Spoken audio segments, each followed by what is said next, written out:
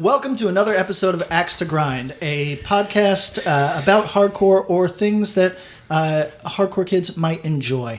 The format of the show remains the same. We talk truth here, and whenever we think we got a beef or a bias, we announce it by saying, I got a bit of an axe to grind here. My name is Patrick. My name is Bob. I'm Tom. And I'm Izzy. Izzy will be joining us as our guest host mailbag help today, because this is a mailbag episode. And an ongoing correspondent, an ongoing correspondent. Yeah, friend of Sorry, you signed up now. You That's fine. have to come in every That's 4 fine. hours. I'll keep coming in. Been to like 3 recordings at this point now. Right, so It's been a while. Yeah. And we want to talk about our sponsor. I'd be remiss if I didn't mention our sponsor, Triple B Records. Fine purveyors of textiles, print material, and most importantly, records. And digital files. And digital files as well. High quality MP3s. AIFF sort of. Perhaps even flax for all that I know. Hot label with a lot going on. Did the right thing and decided to support us. So go to triplebrecords.limitedrun.com and enter the coupon code AXE2GRIND. Spell it out. And that gets 10% off your whole order, the whole damn thing. Since we have a guest, Izzy, what would you recommend? I think you should get the Unified Right record, the new Unified Right record. A lot of people like that record. Yeah. People also don't like that record. Why? Very Okay. controversial. Yeah. I don't know why. Is it controversial or is it fake controversial? I can't tell. I mean, it was a thing on hardcore Twitter for like 2 days. That It was like a war between like people who liked heavy music and people who didn't like it. Yeah, I didn't know if it was the name. I think that's what it was. But you don't like think it was a heavy record music type? and not heavy music. Yeah, but I think I lean towards like the Unified Right type hardcore. So all right, so check it out, Unified Right. If I can't listen to Unified Right in heaven, then send me to hell. Do you think that was part of it? Do you think the title put people off? I think it shouldn't though, because it's like funny. No, it's funny. The whole record's kind of funny. And it's probably like a country record from like 1960. I think it's like If I can't listen to Waylon Jennings in Texas, I think it's like a rip on a shirt, you know? Yeah, what I mean? yeah. So it's cool. All right, we got a couple quick hits actually. Speaking of Triple B, I was just reminded this is a curveball for the room. Oh boy. Triple B announced. So we said it in the episode that's dropping right now that they were reissuing Eco Strike and Magnitude. He's got a new Brace War 7-inch coming out, and he's got a new Criminal Instinct record coming out. How do we feel about those? Is the Criminal Instinct record a 7-inch or a 12-inch EP? 7-inch. He's crazy. He's crazy. 7 inches is like a fucking invitation for a headache. I mean, those are cool records, right? Like, who's mad at those records? People love Criminal Instinct. Yeah. Criminal Instinct is like selective for me. There's tracks that I'm like, oh, that's hot. You know what I mean? But do I need a full LP of Criminal Instinct? Not yet. Is this the first Criminal Instinct with the new lineup? Probably.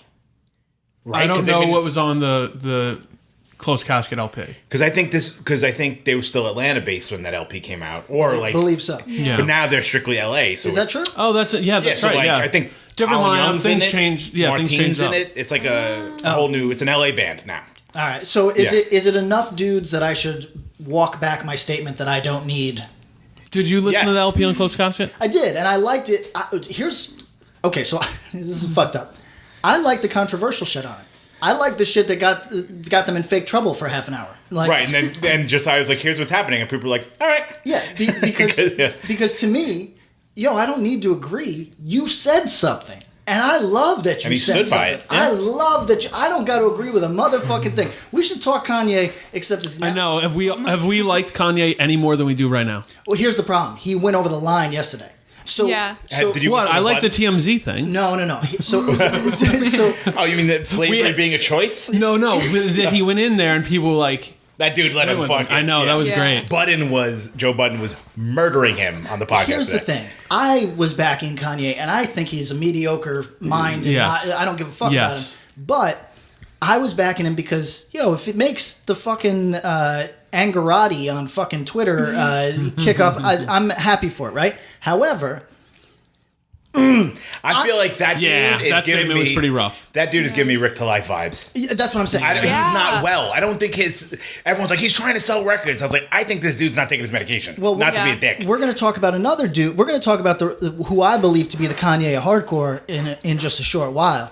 But here's the deal. I'm with you, and I don't think there's a limit to free speech. I think you can be the biggest wingnut in the world, and I'm going to back you. However, you've made it impossible for me to back your weirdo statements when you say, look, and everybody, don't be intentionally obtuse. Everybody understands what he means when he says the slavery thing. We understand what he means, but there's no justifying how bad you fucked up that delivery. You know what I'm saying? Yeah, like, there's no, sure. yes. you fucked it up, and now, so you've made it impossible for me to publicly back you, my man. Yeah. Also, you're going to have to come with some hits because I don't like the last 11 things you did. Whatever. Yeah, barely like it. What do you think of this, Kanye West? I don't know. It's like, I feel like every time I get on Twitter, right, like everyone's just like making fun of him, like roasting him at this point. I go to art school, so everyone's super into Kanye West. Do you think people are turning on him though? Oh yeah, 100%. Yeah, I feel like this is not going to sell records. This might actually hurt him. I feel Yeah. like Drake's doing really well right now. Yeah. Yeah, he's just- probably. he's just He's like, I give he's like, money keep away. it coming. Let's Yeah. go. Dorky Raptors fan. Cool. Yeah. There you go. I mean, Chance the Rapper also cast his Yeah. lot with Kanye, which didn't help either. And then he walked it back. Like Yeah. Donald Trump gave Chance the Rapper a shout out, and he's like, "Oh no. Like what I meant was like he was just like, Jesus. Right. yeah." So it's gone south. So here's the deal. Kanye, Get well. Kanye, you listening? Get well. See a doctor, Come man. on. yeah, Kanye get It's well. all love. He like said he doesn't see a therapist. He uses his friends as That's no therapists. good. Yeah, that's No not good. Yeah, and he was that's, like, like, "I'm on the medication problem. Yeah, every day." no. He's like, "I take it twice a week." Yeah. This strikes me as like this dude's going to That's be in the the hospital in like a problem. week, and he's going to be like, "I said what?" Yeah, precisely. And Oh, yeah. and let me tell you about sick people. They That's love the best breakdown song. well, they love to circumvent conventional wisdom. So Right. if you say, "Hey, man, I really feel like you need therapy," it helps Uh-huh. everyone, but you might need it. The response is honestly, people don't think like this. If you know an alcoholic, you know this. If you know a junkie, you know this. Yep. But people have a hard time framing it within mental illness, which is straight up your mental illness wants to continue. Your mental illness wants to survive. And it will have you rationalizing shit like, I don't need to see a therapist. I've got my homies. You know what I mean? Of It's like, course. yo, and that especially doesn't if work. you're like delusional or Right. like manic, Yeah. it feels fucking awesome. Right. And why would you want that going It feels away? You know? like his support structure is quite enabling. and you he know lives what in I a mean? bubble. He lives in Calabasas with a bunch of weirdos. Yeah. I mean, So can't help. All right, Kanye. So Close Casket LP, whatever. Yeah. You like the controversial songs. I think people were real hot on that first Criminal Instinct record, and I think it cooled off a little on the LP. No diss, just for whatever reason. Honestly, album art didn't catch me on that. That's funny. Oh, I liked it. I Yeah. thought it was cool because it was straight like old country. Felt kinda. southern to me. Okay. Yeah, I like Okay, it. Yeah. didn't catch me. Curious about this new one. Curious about Brace War. We'll see what it does. I think Brace War is going to do what Brace War is going to do. Yeah, You know what I mean? But I mean, I think I'm curious because they haven't put out new music in a very long time. So Yeah, I mean, I think the Criminal Instinct to do well. I think they have a lot of. Every time I've seen them, they get a good reaction. You know, I they mean- don't play very often. I Right. think that LP came out and they're kind of like, and it's a good live act. You know what I mean? Absolutely. He's a good it's front man. He's, you know. It's hard to lose when yeah. all right, so quick hit number 2. Brought up right before our room, not favorites, but they're pretty high up on our list. Is Blacklisted. Finished their European tour and said this band was blacklisted, causing quite a commotion of people thinking one thing or another. Right, which And is that was the intent. almost certainly the intent, right? You got trolled. And so here's the deal. This is a have it both ways scenario where the band has ended all of their sets with this band was blacklisted. Right. And so when they say that, they can both allude to the fact that they're breaking up and fall back on the fact that no, we've said that literally 300 times. Right. However, these are language. George is a wordsmith, and he knows wordplay. And I'm not no inside info one way or the other. That new record is good. Yep. Those 2 new songs are I good. actually really liked it. Izzy, as someone from the general Philly area originally, what do you think of Blacklisted? I like Blacklisted a lot. I was in a band, like a not youth crew band, but like just like general. Do you want to throw the name out there? It's called Scripted Youth. That's a cool name. Yeah, it was a cool name. Especially because you were how old? I was like 15 or 16. Yeah, good name. Yeah. Perfect. Yeah, it was a cool band. We played like a handful of shows. One of the first ones was with Blacklisted in Philly, so it was Cool. like it was cool because So like it's kind of meaningful kind of thing. yeah, got a they're like a Bandcamp? cool band. Yeah. I think Plug the it's Bandcamp. Get people to oh my download God. that shit. It's a scripted. I think it's Scripted Youth HC at bandcamp.com, whatever. Well, I don't like know. me. Might still- .net / Who knows? I don't know the internet. So anyways, you play with Blacklisted. Yeah. Easy to say they were a formative band for you in the Yeah, early times? yeah. We like really liked them a lot. People in Delaware also like them a lot. I'm from Delaware, so Delaware. so I think like Where? yeah. Yeah, people like them a lot. So I've never had like any negative opinions on it. But Do you think they're a polarizing band? Like in the area? it depends like Depends on what day it is. yeah, I feel Yeah, like it's polarizing. if you're in like one if you're like south of some area, then like everyone likes them, and you're north and everything. Wow. Okay. It's like a civil war. All right. Yeah, not like south the So you're north, saying but like south of the line. like Pennsylvania. Street If you and cross Wa- over to like New Jersey, people probably don't like No, it as people much. people like Blacklisted People like in New it? Jersey. That's yeah, good. to sure. Though I think Blacklisted would tell you they wouldn't piss on South Jersey to keep it Yeah. from burning. So So look, I think Blacklisted is the members are going to resent what comes out of my mouth next. let's preface you're a super fan, like a legit super fan. Yeah, Legit. In a weird way. You're the It's biggest fan in weird. the Like room, you probably. brought it up to talk about, and we were kind of like, do we need to talk about it? And you forced the issue Yeah. and said yes. Yeah, I think that this is one of the few bands doing anything interesting, and it breaks my heart that motherfuckers don't care as much as they should. So, with that in mind, I think this band has mismanaged their legacy, and I think that they need to, even though they go away often, I think they need to go away in a thing that they do not do, which is strategic. I think they need to be strategic. I think they need to disappear. Make people miss them. Make people miss them in a sincere way. But I feel like they've disappeared for They the do. most part. They do, And but- they'll jump on like random shows. Like they That's played a those like problem. 108 shows No, in Vitus, so see, they played that like That's here and there, and it's just sort of when they were going to play New York, and I believe they ended up canceling. Yes. No diss to the openers, but that could have been a very strong show if they had done it right. But I don't think that they were concerned with doing it right, quote unquote. I think they were concerned with doing it their way, which is like, hey, we're a legitimate headliner. It doesn't matter. We don't need to build a show around us.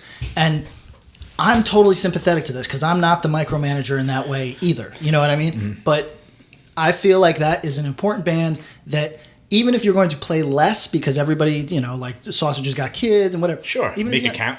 Yeah. Do what Ceremony does and at least fortify your region as always caring about you. California will always care about Ceremony, even though I think the rest of the country's fallen off on Ceremony a lot. I think that if you talk to a 24-year-old, they go, Ceremony who? But What do you is he? think? Maybe. I don't know. I like Ceremony, but I also liked the newer Ceremony that was like Yeah, me Smithy too. kind Yeah, of. yeah, yeah. And a lot of people didn't. So I guess it kind of depends. Yeah.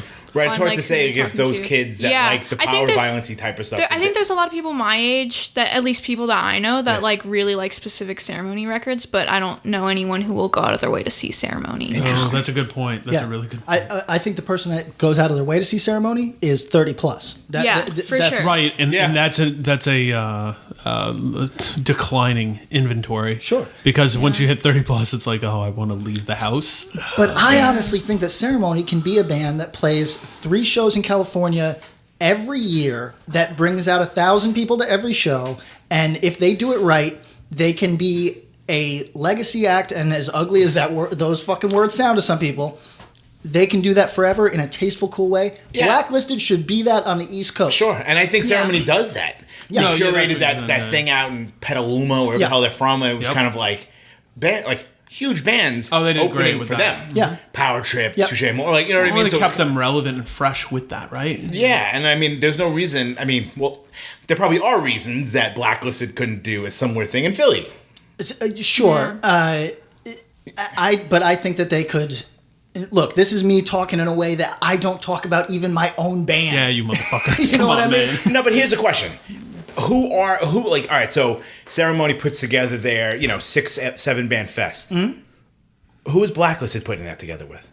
Like, who are their contemporaries that are still around, or bands that have kind of grown with it? Like, You guys are talking about two very, very different bands with very different personalities. For sure. And I'm not going to dive deeper in that, but they just have different relationships to their Contemporaries to their at all. Yeah, contemporaries, sure. to their younger. It's just very different, and I totally agree that they should not break up. I think actually, after hearing those single songs, they should continue writing music should they choose to, and they should do whatever the fuck they want.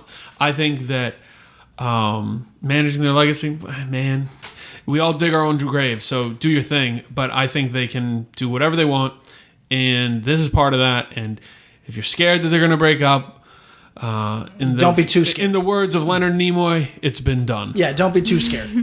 All right, what else we got? Yeah. I think that's it for quick hits. Izzy, thank you for joining us. This is going to be a fun ride. We're going to get into mailbag questions. But, Patrick, you did a really fun exercise the past 3 days. Has it been fun? It's an exercise. It's an exercise. Torture, maybe. So exercise. it's one of those things. You know when you're in a group chat with people and sometimes you throw out something and it goes on deaf ears. I know that feeling. Everybody knows that feeling. Patrick last night hit us with some thoughts on integrity, and I saw it, and I just didn't have the energy to respond. And I think the rest of the room felt the I was same. probably asleep already because it's been And I felt the exhaustion in your messaging then. So there's no way not to be exhausted. I listened to, I won't say everything Integrity ever did because I know that some super fan will be able to point out something that I missed. anything really easily accessible. Oh, Yeah. quick breaking news that I have coming in right now. Breaking news. And we're going to get right back to Okay, integrity. what Kanye do? He's on the Criminal Instinct record. The Kanye of Boston, Sam Yarmouth. Oh, yeah, sure. Interesting development. I got fired from my desk job yesterday.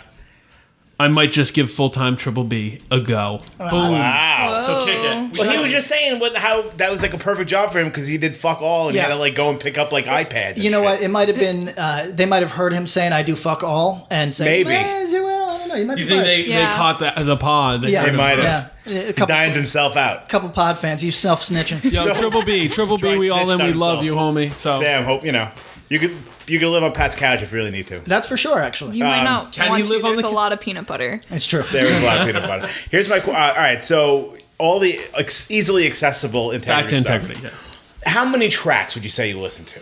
Oh, I mean, Just out of curiosity. let's say 150? Jesus fucking Christ. That's too much at one. And over a course of a 72-hour period? Yes.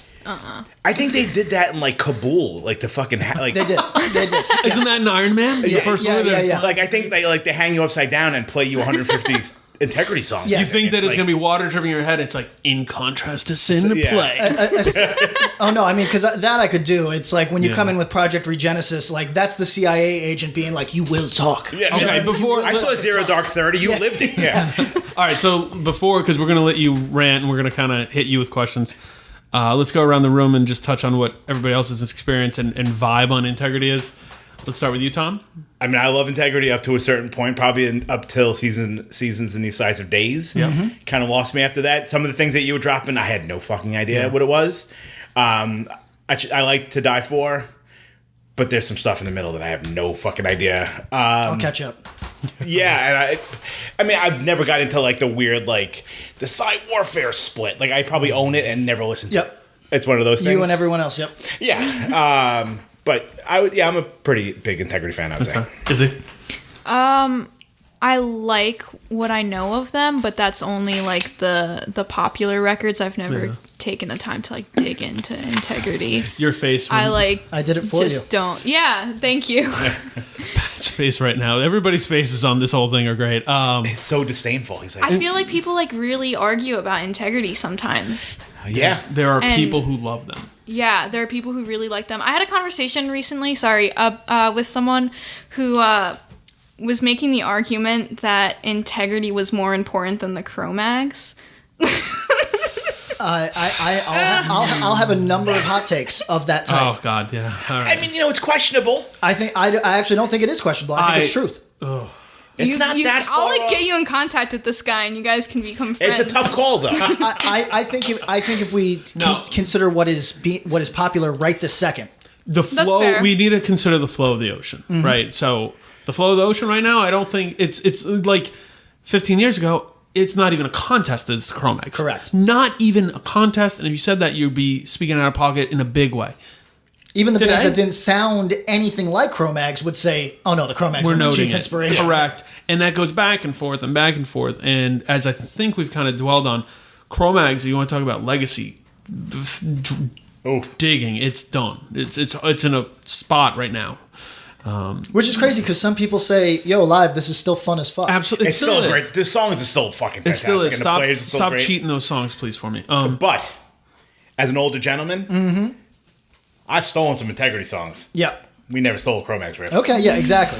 Exactly. You know I what think mean? you can steal Integ stuff. I mean, you can't recreate Cro-Mags. That No, was just they're- a perfect storm And there's of just insanity. their best stuff you can't. I bet. No. Oh, you know what? I'm going to argue that you can't. That many have tried, but you can't really steal the best integrity stuff either. I'm gonna, after this is done, I'm gonna play 2 songs back to back, and you're gonna be like, "Holy Okay, shit!" yeah, you and then I still- had to be told, like, yeah. "Don't sing it like this," Yeah, because otherwise it's the people same will exact notice. thing. Yeah. Yes, and there are bands who've done it very well. They basically formed their own little mini genre. True. And I think there's certain bands who've hit it, and then a lot who've missed it. But anyways, big influence. It's weird to say that, but Yeah, they might be more popular than the Cro-Mags right now.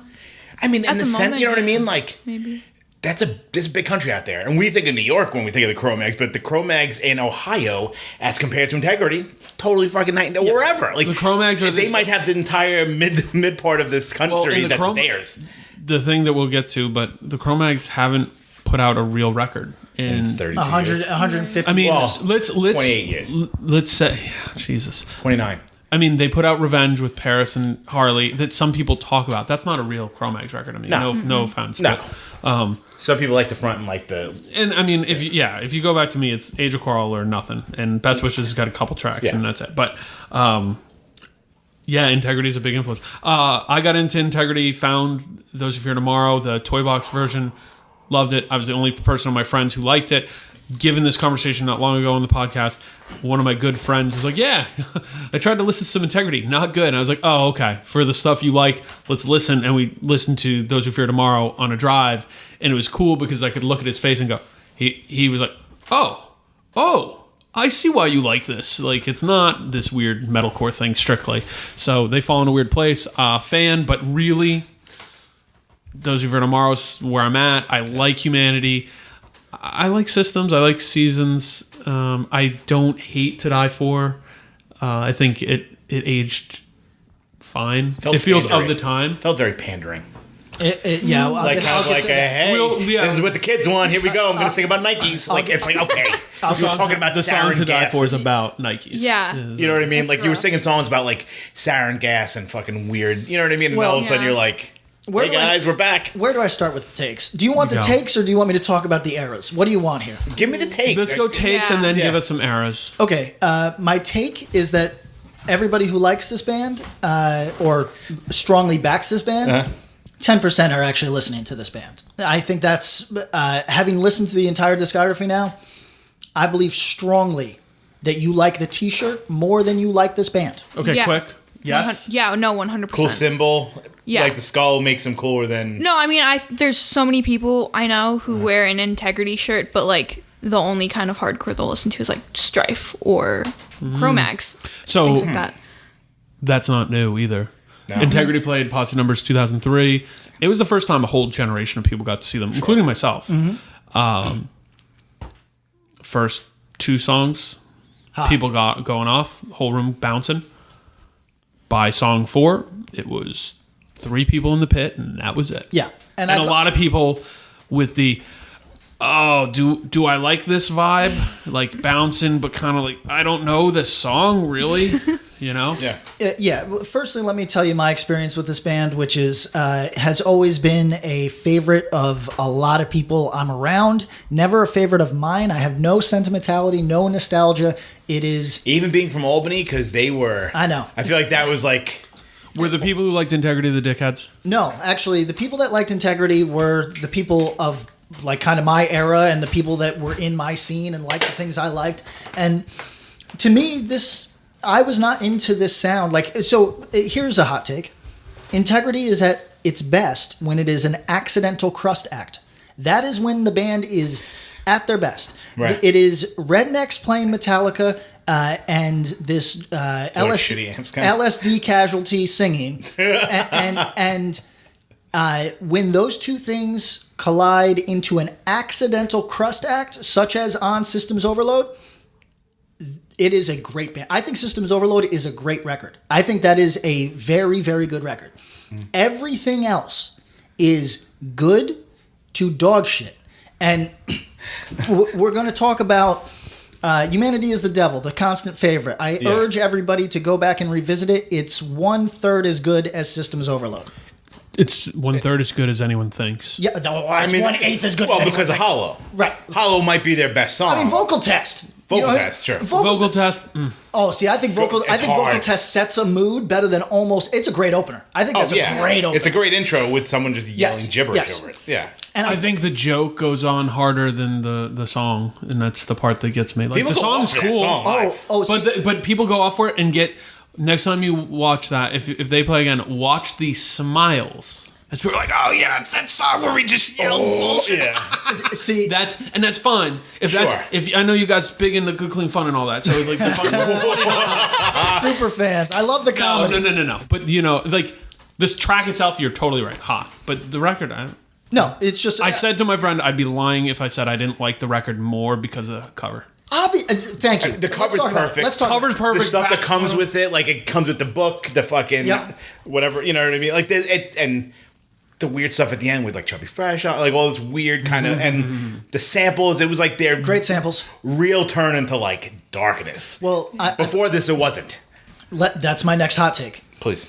So, a thing that we talked about on a Patreon episode. Thank you, Patreon subscribers. Go do that if you haven't. The first one's coming probably this week. when you hear Okay. this. Yeah. So, a thing we did was we talked about Madball, peripherally. It came up. Are we talking about Integrity and Madball in the same? Yeah, we are. I'm going a place. So we talk about everything. I'm going a place. Not where you think. For people that know the backstory, I'm not going to the place that you think with those two. Good. I'm comparing them in this respect. Like what you like. I support you liking whatever you like. However, if you pride yourself on being Mr., Miss, or they like plugged in woke person, and you say you like Madball, you are deeply confused about what Madball is about. You are deeply confused. So when we see let's broadly, when we see the crowd at like this is a modern wokey sort of whatever crowd, and we see two Madball sweatshirts in the crowd, I want you to keep that same energy, as they say.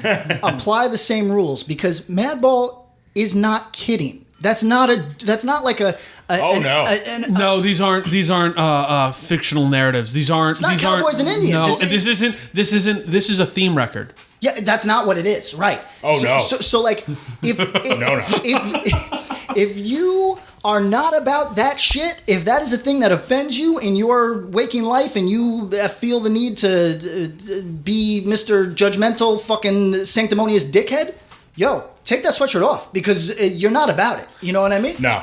How do you feel about that? Do you like what? Madball?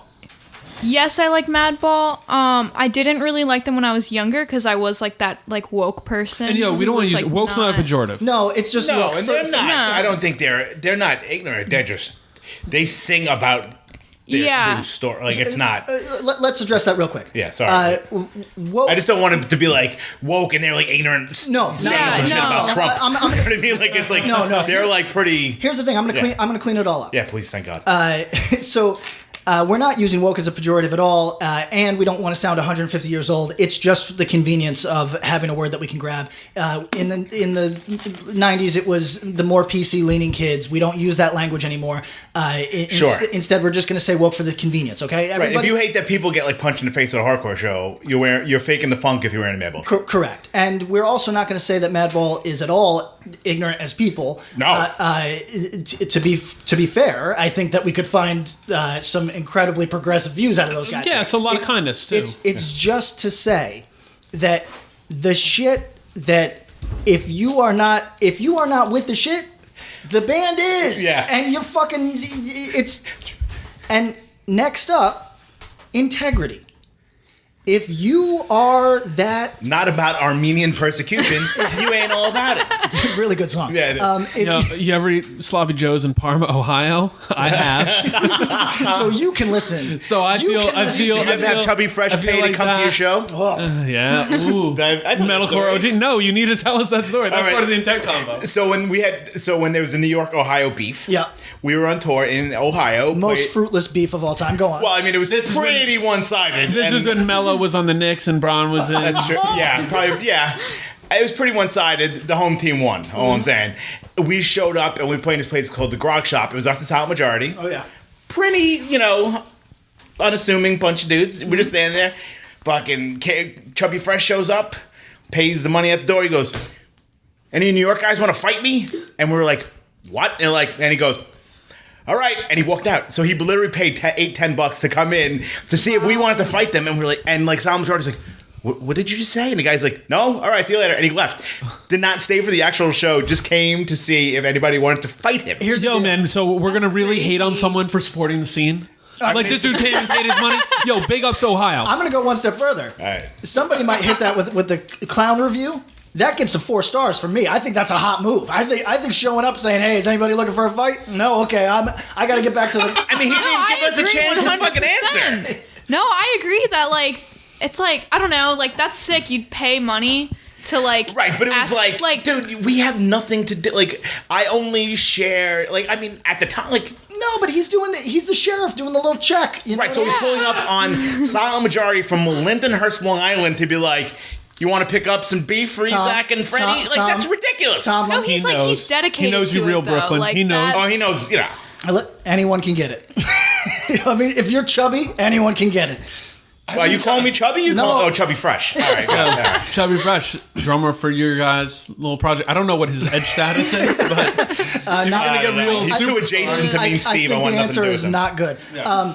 Even so- if he is, he's not. So here's my take. If you are about that, yes. hey, I don't like shit that is intentionally edgy. If you use the word edgelord as a pejorative, trust me, you do not fucking like integrity. You know what I mean? So don't wear the integrity shirt because you are not the only thing consistent about integrity.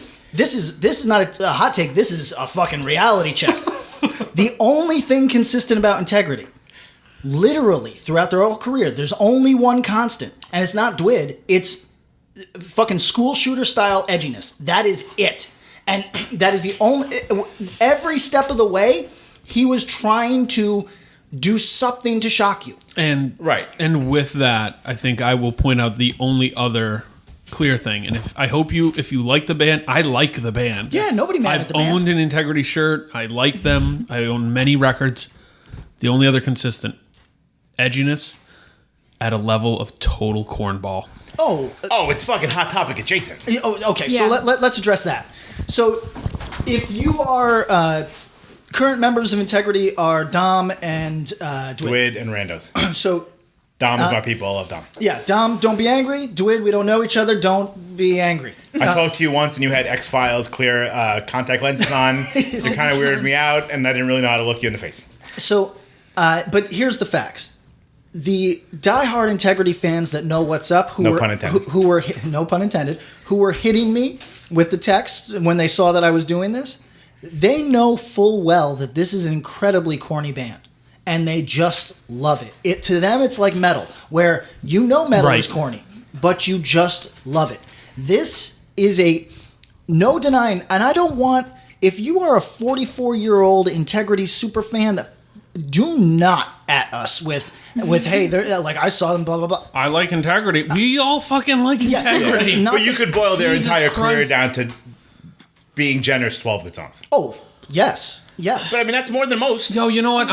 Let's be. That can be subjective. There's probably people who really ride and could say, "I can name 40 good Integrity songs." Fine, dude. Cool. I can name a bunch of good whatever Creedence songs. I thought the same thing before I did this exercise, and now I can name. So you're putting it. You're saying if you want to ride for Integrity, do this ride and come at us with your list. Yeah. Email.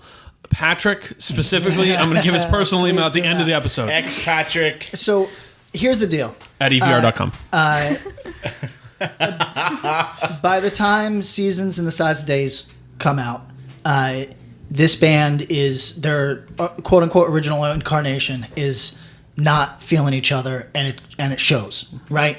The record is actually good, Yes, but not a hair on the ball sack of the rest of the No, they're on the other side of the hill at that point. Right. Melnick stopped caring. Like, yeah. Apparently let's The talk about Melnick's this, yeah. on it? I don't know. Yeah. they're on it, but they are. apparently the band was not talking. Also, No. insider information, I guess. I don't know. My Integrity insider said I could say any of the shit as long as I didn't name them. So we'll respect the anonymity. So apparently, Now I'm trying to figure out who you're in. apparently the band was not talking, Yes. and Dwid was not at all happy with the Seasons material.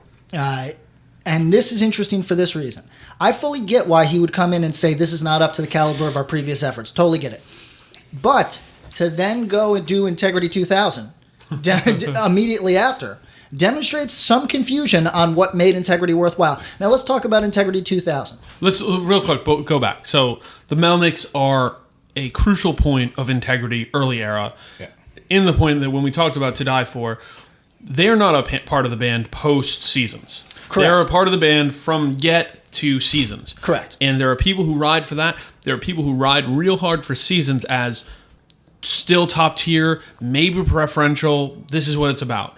And they do a bunch of different bands, really different kind of stuff. Cider, I think Ruiner, they might have been involved with, there's a couple others. Weren't they in like a lot of the those, Homo Stupids maybe, but yeah, there's a or like lot. the Hate H100? Like I feel like they were in that kind of. Didn't they get in with some of those like face value H100s, bands, yeah. right? Like No, H100s. was Aaron Melnick or one of those dudes were in those One kind of of those, bands. well, that's the thing. All those bands, Cider, a lot of those bands Like were all in that more Gordon punksy Soley motherfuckers or Yeah, they whatever. weren't in Gordon Soley or Nine Shocks, but they were in bands that were adjacent to that stuff. Sure. I believe, if you want to correct me, please feel free. I love Nine Shocks, but whatever.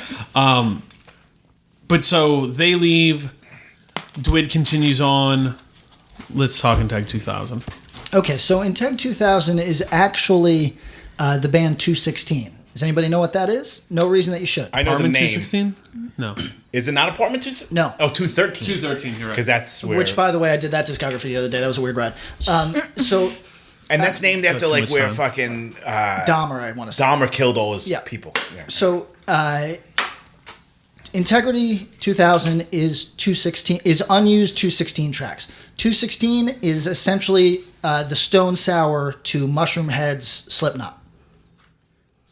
So That's like a lot of levels to does that. everybody I know can't who really Mushroom Head follow. is? I mean, Yes. there's a Yeah. yeah, go ahead. So okay, I mean, I followed you. Please explain for the for people that don't know what Mushroom Head is, apparently a pre-Slipknot act. Mask band. The Mask band. Sure. I should Yeah. make that clear. Yeah. Yeah. Masked new metal progenitors, whatever. Right. That apparently were up for Slipknot style label sort of nods, except they wouldn't do the bullshit. So Slipknot, in some people's mind, was created to be the Mushroom Head, which is a crazy take, but apparently is a thing that is. And apparently they're hardcore adjacent because I feel like someone are. from In Cold Blood was in it. yes, The singer, right?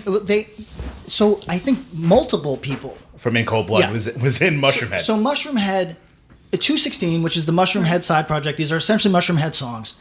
The story goes that Dwid talks them into giving him the B-sides to be Integ 2000. Now, you can tell this. When I saw that people, I did not really know this before entering the Integ 2000 vortex. Wormhole, yeah. Is it called Integ 2000?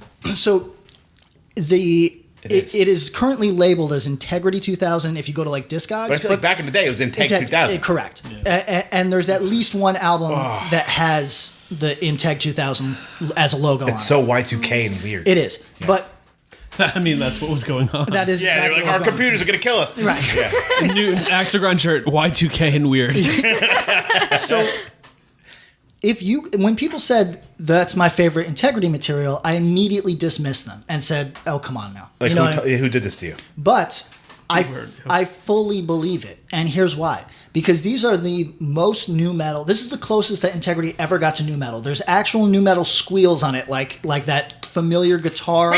Yeah, and it appears on the Integ 2000 material, and it makes total sense that if you come from a new metal background, let's say that you are 30 today, sure, and you come from a new metal background, and this would be right in your fucking, oh my god, right in your lane, because this is hardcore, but with enough new metal that you were sliding into home base on this. Interesting. And what's interesting is that I hear more Integrity 2000 in current hardcore bands than any of the other Integrity material, including the stuff that we think that was at, like, To Die For, as you said, essentially a pandering like modern hardcore record. Not modern meaning like the amazing core as it was called at the time, but no, it was like what you want from Integrity. Here's what we got for you. But that's where it gets super fascinating. I'm going to get to there.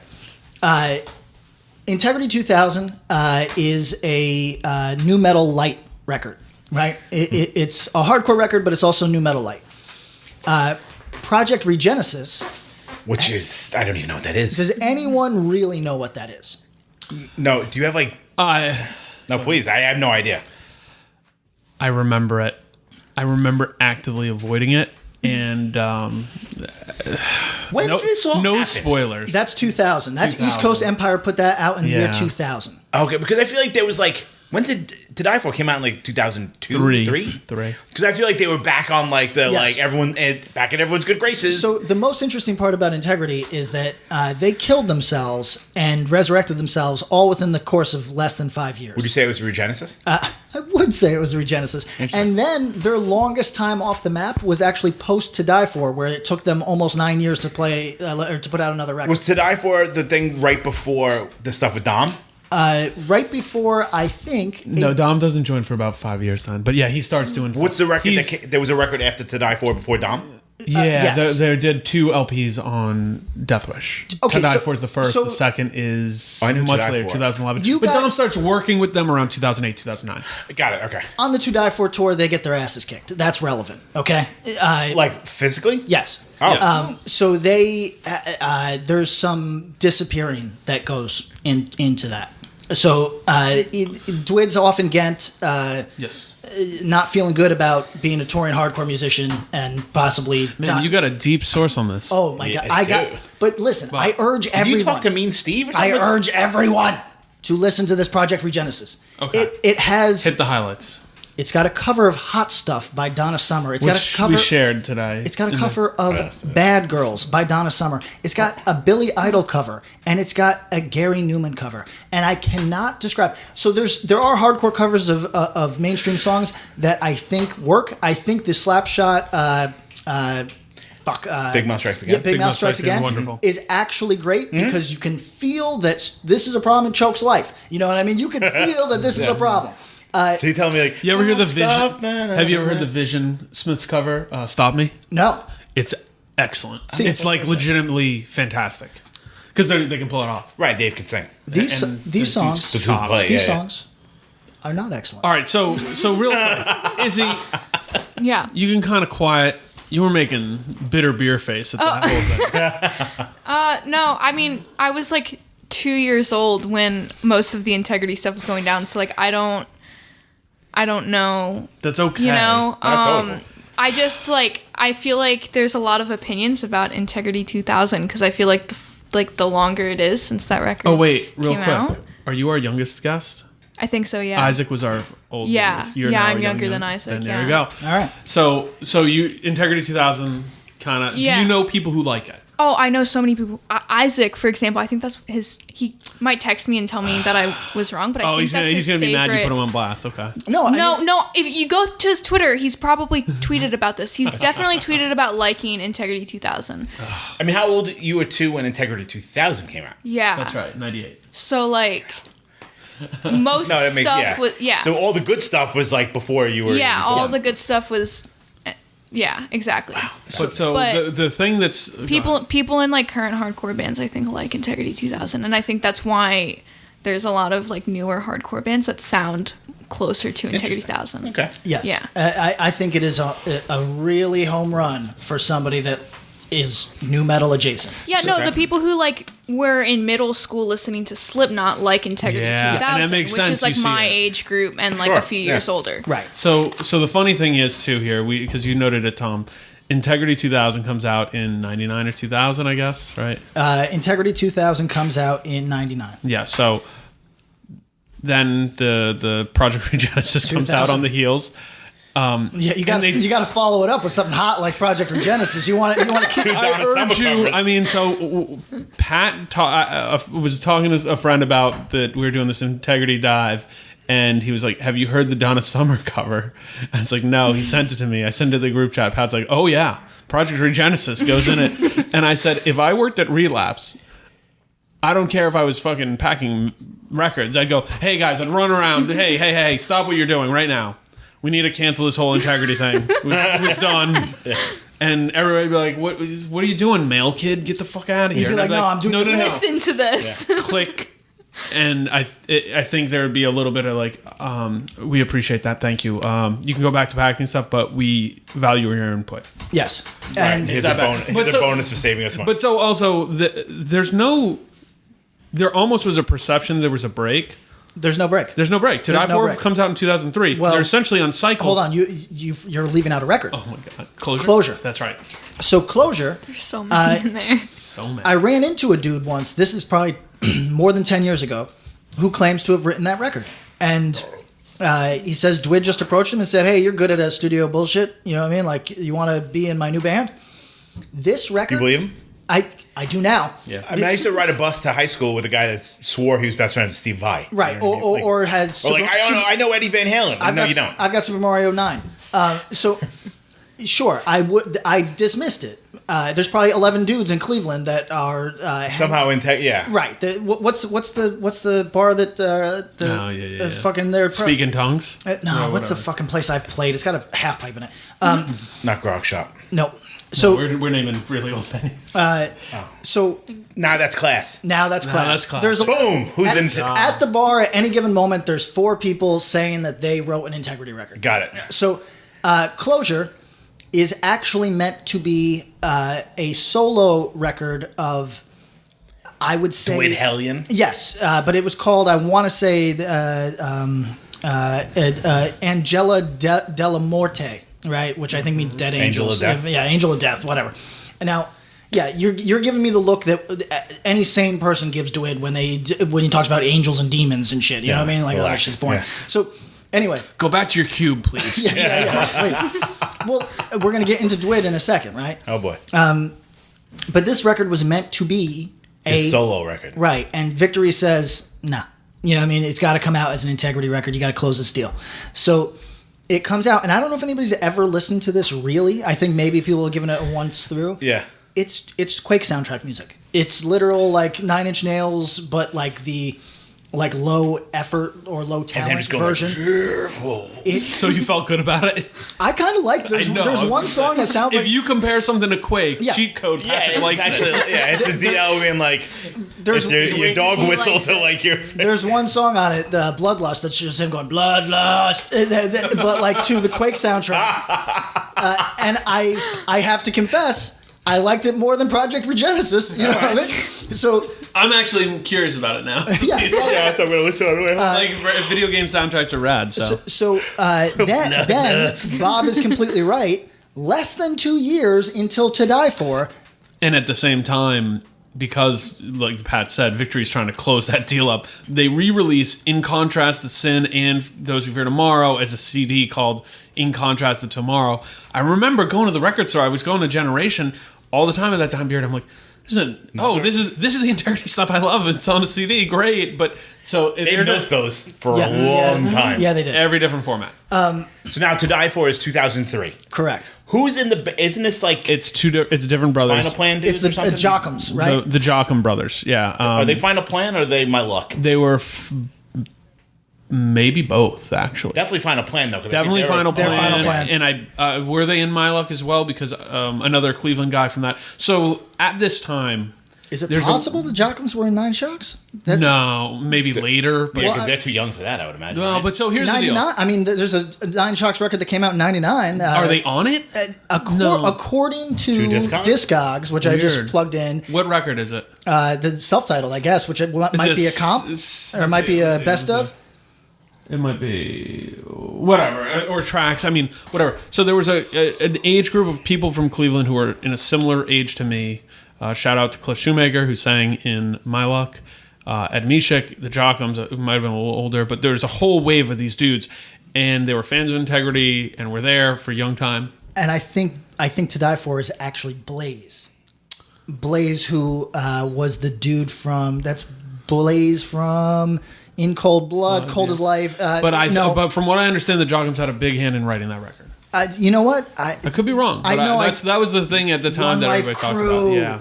That's what Blaze is from. That's right. My bad. That's what Blaze Yeah, is from. that's what you're thinking of. So, whoever the fuck wrote To Die For was doing a current metallic hardcore record that Leaned into Integrity style stuff, like classic era, but was doing a modern version of it that a lot of people were like, fuck this, fuck this, fuck this. also. But then a lot of people loved, and it got a whole generation of people into it. I run into Dusty more. Gladden fucks with it hard. I run right? into A lot more of people. kids that love that record than actually they listen to that record more than they'll ever listen to the early stuff, no Interesting. matter what they fucking say. It's more energetic. It's Oh, that's got a for sure, faster yeah. pace. I think wonder, it's asked for that reason, but the kids like it for that reason. I think. Is it the least dark Integrity record? It's the most hardcore Integrity record in my Yeah. view. And honestly, like it has, it's good. It's good. I'm not mad at it. Right. It has none of the elements that I like about Integrity.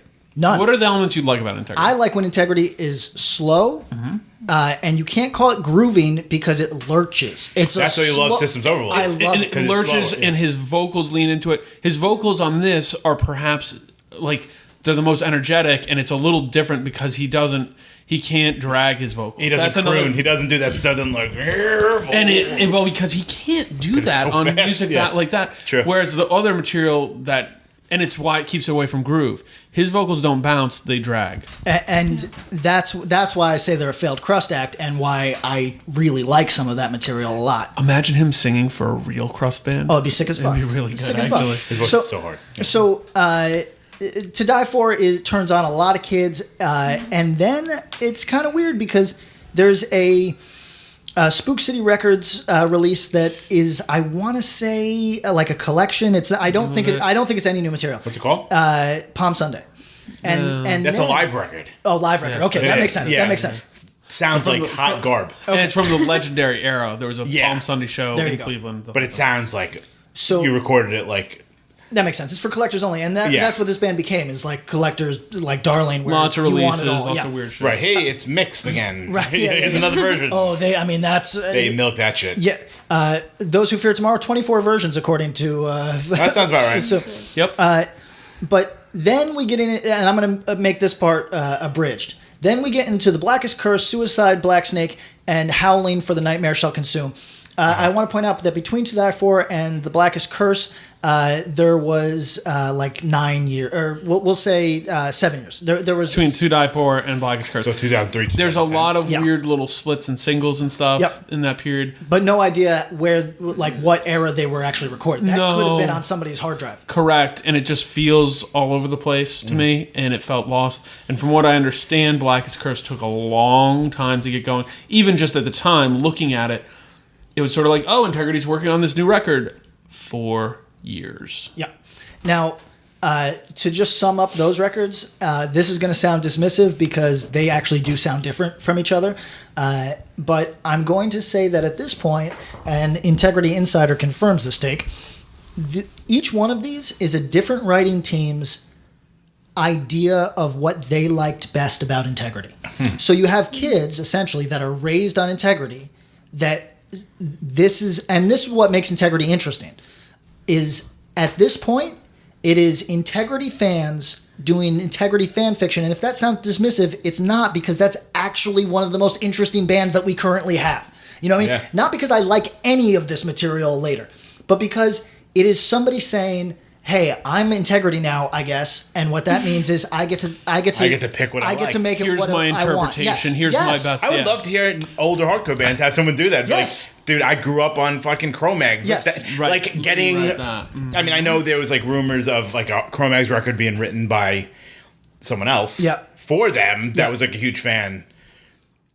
I The dude from Overcast wrote a fucking wrote a Cro-Mags record that they didn't take. And- that ended up becoming something else. And I mean, there's the stories about that one AF record that people were like, "Oh, the dude from Hatebreed wrote." This. Oh, another voice. Yeah, Yeah, he had some input in that. So had some input. to me, that's interesting. And I mean, here, let me make a comparison that connects in our world. It's like a new creative team on a comic book. Correct. I think there's a lot to be said for it. And if I can wrap up Integrity, unless anybody has any questions. I mean, we do. So, but wrap up. The question that I had for Integ Insider was, okay, help me understand Dwid, the only constant member of this band. Yeah. Help me understand him, because he comes off partly like a huckster, you know what I mean, like total con artist, No, I think he's I can see that. and partly like an actual bona fide weirdo. So that Yeah. leaves three options in my view: either he's full of shit, he's a weirdo, or he's a full of shit person who has been behaving like a weirdo for so long. That he's kind of bought into, you think? Yes. That it's become himself? Then And- he is the weirdo now. and- Yeah, like he did like an impersonation so Yes. long that it's like, now I talk like this. What are we except for our repeated behaviors? True. And if Right. and if you are just this is trying, deep. and if you are just pretending to be, if he's deep undercover as a weirdo for fucking you 25 pretend years, to be- Psychoanalyze him right now. Yeah, we are. That's what we're doing, right? I needed to know, because this material. So at different stages, I'm going to get heavy now. At different stages, we've got a man that is so clearly going for it. A man Yes. who, and then we've got stages where this is a man who so clearly is just trying to keep the lights on. And Right. then- He's putting out records with Donna Summer covers. that's what I'm Or saying. putting out Hated of the World shirts with like random, like it's like, here's fucking Charles Manson Right, on one. we forgot about Here's that. I mean, it was Yes. so like, theme. Yes. So Yeah. here's the deal. So I asked, explain this, please help me. And firstly, how long has Deep Throat known this person? this is what we would call a embedded. Embedded. Wow. Christiana and Porsche. She's like, yeah, got it. So their words, because I said, this is an acid guy. And they confirmed, yes, this is an acid guy. He is an acid guy. Not anymore. but he was. At a time, That does that makes damage sense. to you that'll never change. Yeah. Exactly. So here's the thing for any young people that are getting into acid. Do kids get into... Do people do acid anymore? Yes. Okay. Really? Certain type of people. Like shrooms or like straight up like LSD? like LSD, but it's like a very specific type of person. Who's this person? Like wannabe. Man, I don't know how to say this. Like. You're learning our world. We have to figure out how to be sensitive. No, I mean it's not people that would be listening to the show, so like I guess it doesn't matter. But what it's would be like their favorite musical artist? I don't know, some like weird like hipster something or another. It's just like it's like people who like think that they can like do acid and like type a bunch of things on a Word document and like artists. make Yeah. yeah, but like Like it opens up their third eye. yeah, it's like Got it. those kinds of people. Well, hold on. Every time I slam on drugs, having been a lifetime straight edge guy, Yeah. somebody fucking jumps in and is like, acid opened me up to the possibility of riding the waves of consciousness. Okay, like for example, this is like majorly off topic, but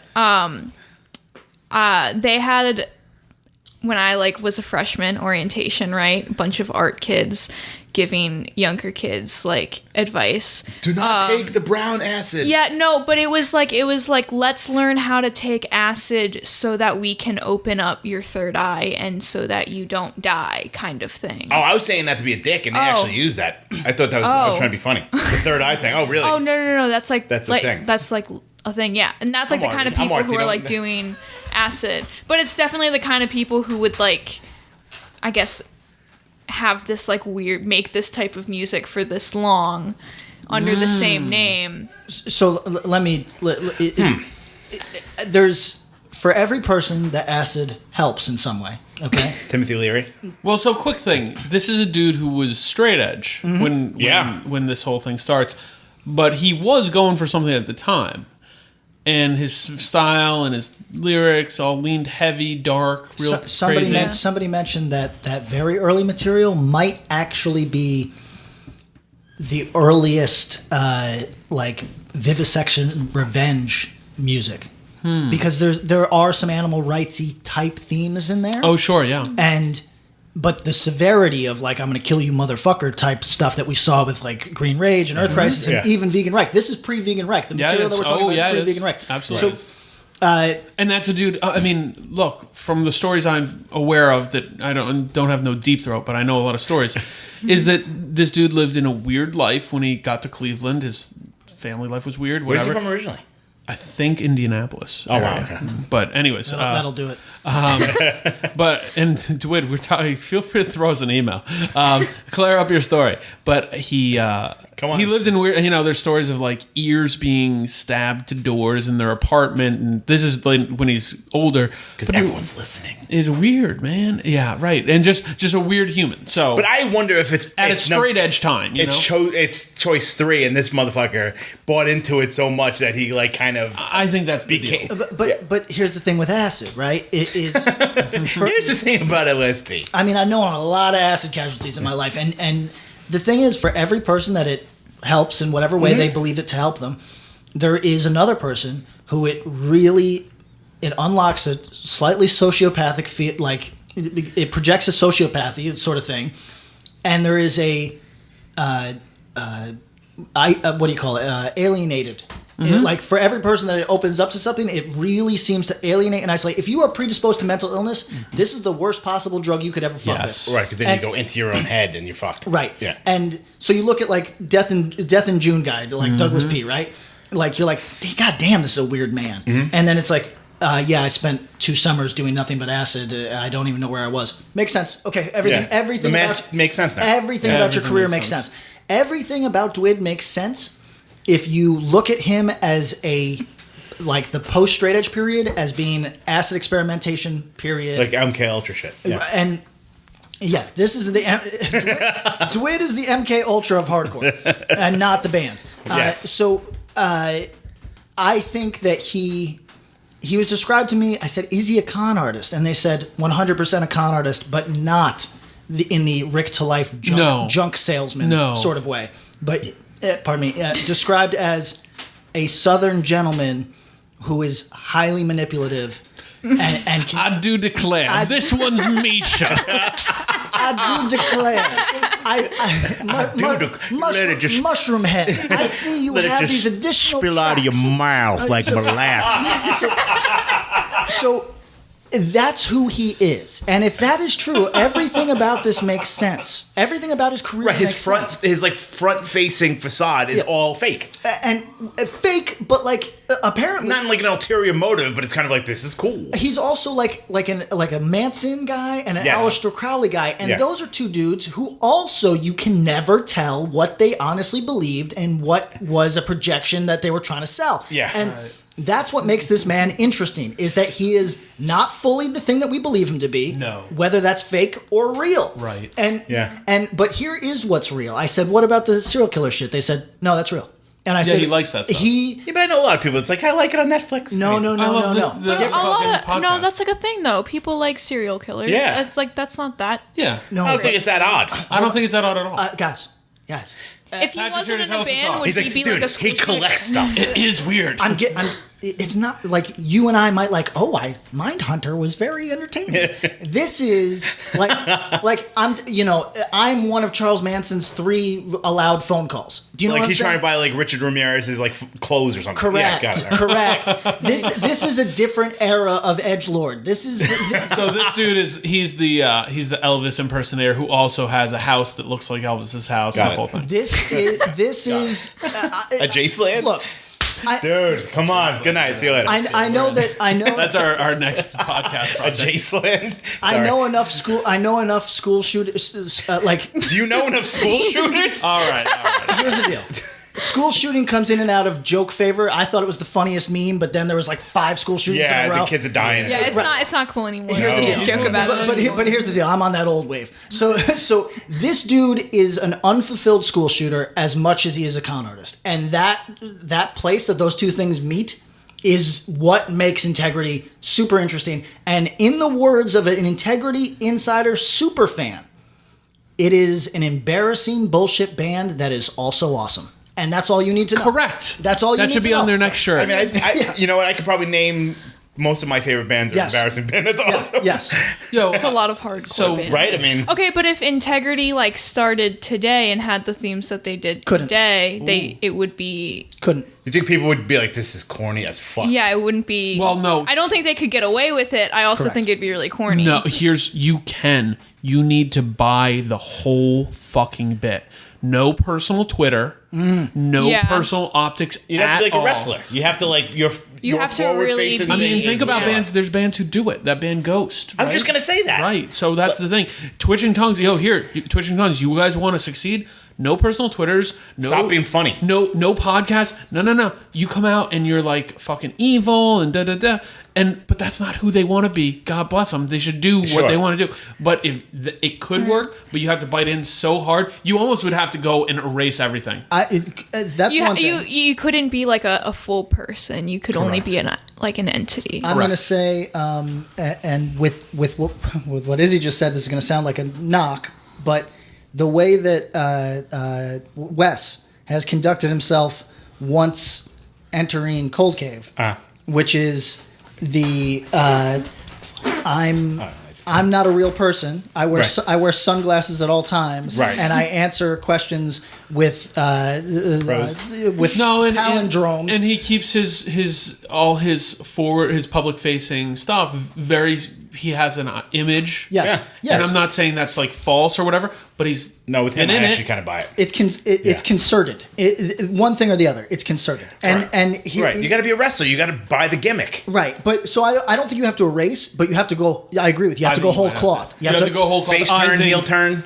I think you need to go dark. If you're not going to erase, you need to go dark so that people aren't like, look at this motherfucker from 6 months ago with this shit. Tell him Here's his his Yeah. story. because It's about Dr. Pepper. because integrity, the legends help the myth. It's like, oh, these are these. By the way, the fact they're from Cleveland helps their shit too, because Cleveland sucks. there's does suck. The people from emails to us are like, yo, we're from Cleveland. Yeah, it sucks. So there's people that remember him firing guns at shows. correct. Now, did that ever happen? No, I it don't did. think so. It did. Did it? Is that him going for the whole like gizm? Like he was into like crazy like gauze shit before. But I mean, I everyone- think like, it's the whole image, everything about it. And I mean, so I think that dude being straight edge was into weird stuff, breaks edge. That helps push his persona stuff harder. That far, and yeah. like, yo, dude, hit us up, do it. I know you listening, so check this out Come on, James, and or tell your us name about this, because I think if you can be in an honest place, I think it's cool. Like, dude, whatever. Like, you're doing your thing. Everybody in this room is like, yo, it's kind of corny, but we like it. Yeah. Oh, fuck yeah. I mean, that's the fucking thing. I mean, if he goes home and like just drinks a hot cocoa and like watches The View, like I'm cool with that too. well, No, that like, like whatever makes that- it better, almost maybe. Yes. Like this is like, guess what? The dude from Ghost doesn't walk around in fucking full makeup all the time. no, but here's the part that I think is lost on the like maybe the person that all of us were as young people. And Izzy, you can speak to this if you're. This is probably less corny than us. Yes. Yeah, you I don't know about all You that. always want the person to be 100% the thing when you're a kid. But as an adult, it's just an element of his personality. sustainable either, yeah. Well, that's for sure. But Yeah. it's a fraction. It's an element. It's a piece. It's not the whole. And it doesn't make it fake, and it doesn't Not at make it all. performative. Not It's at literally all. like and with his stuff, we just said this, the public facing stuff, essentially his character, the role that Dwid is in this man's life, has been that And he's got a for different name. 30 Long years. fucking Right. time. For 30 years. I mean, he literally has a different name for it, so Yes. it's obviously a separate Good part of his point. fucking Good personality. great, Well- great point. You know what I mean? I mean, yeah, no, he's exactly. not doing it at work. Exactly. You know what I mean? If it is, it would be weird. Maybe this is like kind of like anti the like ethos of like whatever people think like Yeah. hardcore is supposed to be or whatever, but like music itself is like super performative, so like there shouldn't be anything wrong with like someone taking that into like this whole like image thing. And like I think that's cool, and I think that if he was like this all the time, like wouldn't wanna be friends with him. no, you wouldn't want to be friends with him. It's kind of sad. I mean, like we were just talking about Kanye West. Like you're watching Right. that whole thing, and it's like kind of sad to watch. Right. If someone's like that all the time, it's not cool. Right. No, But, that totally like- makes sense. But having it be a performative art, and also like, let's be real, there's some decided turns, as Patrick kind of went over in the career arc of Integrity, where it's like, yeah, you know what? When you listen to that early era stuff, and even newer stuff, I'm sure there's elements of it that you relate to in this like traditional hardcore. Yeah. Oh, I feel these feelings, you know. Systems overload. I feel overloaded. I really do. That song is the one that really, when I was listening to this, I was like, "Yo, you could play this at my funeral." It's how I mean, it's how I feel. Did you feel Systems Overloaded out? Was this song 70 into your listen? Because Yeah, that's it how I'm was just- feeling. And you hadn't peed yet, so you I was systems yeah, were I was just overloaded. Okay, so question for you on this whole thing. We've established that Youth Crew Patrick probably not happening. Crust Patrick is a real thing. Secret real thing. It only sort of because What about whenever. serial killer Patrick? Oh, that's a definite. I'm already there. You're already there. Okay. He loves his shows. I love my programs. Crust Patrick can't happen because, and this is its own episode in my view. Yes. Bands that start and end a genre. When I say Crust, I mean Amoebics because Yeah. that's the only band that I fuck with. The rest of it, I could take or leave. And so but I think Amoebics is a top 5 band. I Yeah. think that is a brilliant. All right, band. so to the people who know this stuff real well, send some recommendations because I think you guys might have some stuff that'll get Patrick that you'll like a lot. I mean, I might know, like it. I know. Like I've been listening to that Deviated Instinct. Yeah, I sure. actually like the Hellbastard record. The maybe Natural. Oh Order yeah, or yeah, whatever. Hellbastard's good. But to me, that stuff is all under the umbrella and not in the vein. I get you. You know what I mean? It falls under, and I get why. Yeah, and you're like, fan- oh, cool. Maybe not listening again. Not Yeah. putting it in your canon. Okay, so but you also said you checked out Pressure Release, kind of like that. That's in this darker level. What do you think of the early Integrity material? To me, Frustrated Youth Crew. Yeah. Do you vibe on it? Well, I think they'd admit that. I think yeah, big it's fans of Judge that with stuff. fucking Metallica A little solos. darker, and Yeah. some dude who can't like A vampire. talk, Yeah, yeah. sing, talk. So, what do you think? Do you vibe on it at all, or like nah? Nah, to me, starts with Those Who Fear, but honestly, Systems is the record. That's no it. matter what anybody says, I Systems mean, I is think the that's record. pretty. Yeah. See, I thought that everybody claimed to like Humanity better. Just because it's shorter Oh, yo, also, and it's more. You know what I mean? and It's, the cover was bigger, and it was Yeah. available easy. That's Systems true. too, but those wasn't on Victory. no. And people forget that, and that's this classic, and it's been reissued 8 different ways. 24. So, yes, Yeah. but that wasn't easy to get. Whereas Humanity, every CD store carried it. Systems too, but Systems Humanity's is less bigger. interesting. Humanity's way bigger. Yeah, I mean, you got to think, and it's that record especially is just like a perfect juxtaposition of it's like crazy, weird, fucking stuff on the cover. The You art's turn it perfect. over, The art's and utterly it's a youth crew band. Yes. pretty much Jumping jumping. outside. Yes. You know what I mean? Outside. At Warped Tour, Yes. in In front fucking of the basketball bridge. jerseys. Yep. Yes, It's perfect. like it's literally them encapsulated on 2 sides of Yes. a record. So would you recommend someone taking LSD, playing a lot of Quake, and doing this? Listen to it. 100%. Okay. That's what I took from this. I think that is the move. It's a Quake That's LSD. how you should kind of- listen to. Yeah. Okay. Open your third eye. Yeah. Open your third eye. And play some Quake. Get somebody to install Quake. open your third eye, crack open a yerba, and throw on Quake. Go to Steam and download Quake. Here's what I got out of this. We have listeners that are all over the place age wise, and we've got a couple that have children who are teens Sure. and I just wonder how they took in Izzy's statement. So the older kids at orientation were telling us how to take acid, and Yeah. And what school do you go to? The new school. Oh, Yeah. okay. That I'm sounds gonna yeah. get like expelled or something No, after you're I like good. shit You on get, it. No, you get you're bonus. good. You get extra No, credit. yeah. Probably. Yeah. I You didn't do it. threatened to beat someone up once at Did you? school. Yeah. That'll get you in trouble at the new Please school. tell us about that. This is our integrity segue.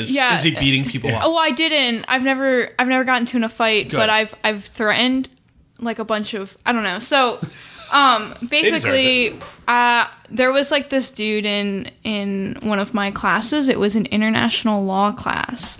And he was just like super racist. He actually went on Fox News and like argued with one of the hosts. He was too racist for Fox News? Yeah, like he was. They were like, calm down. Yeah, even making us look bad. Fox News was like, I don't think that those opinions make any sense.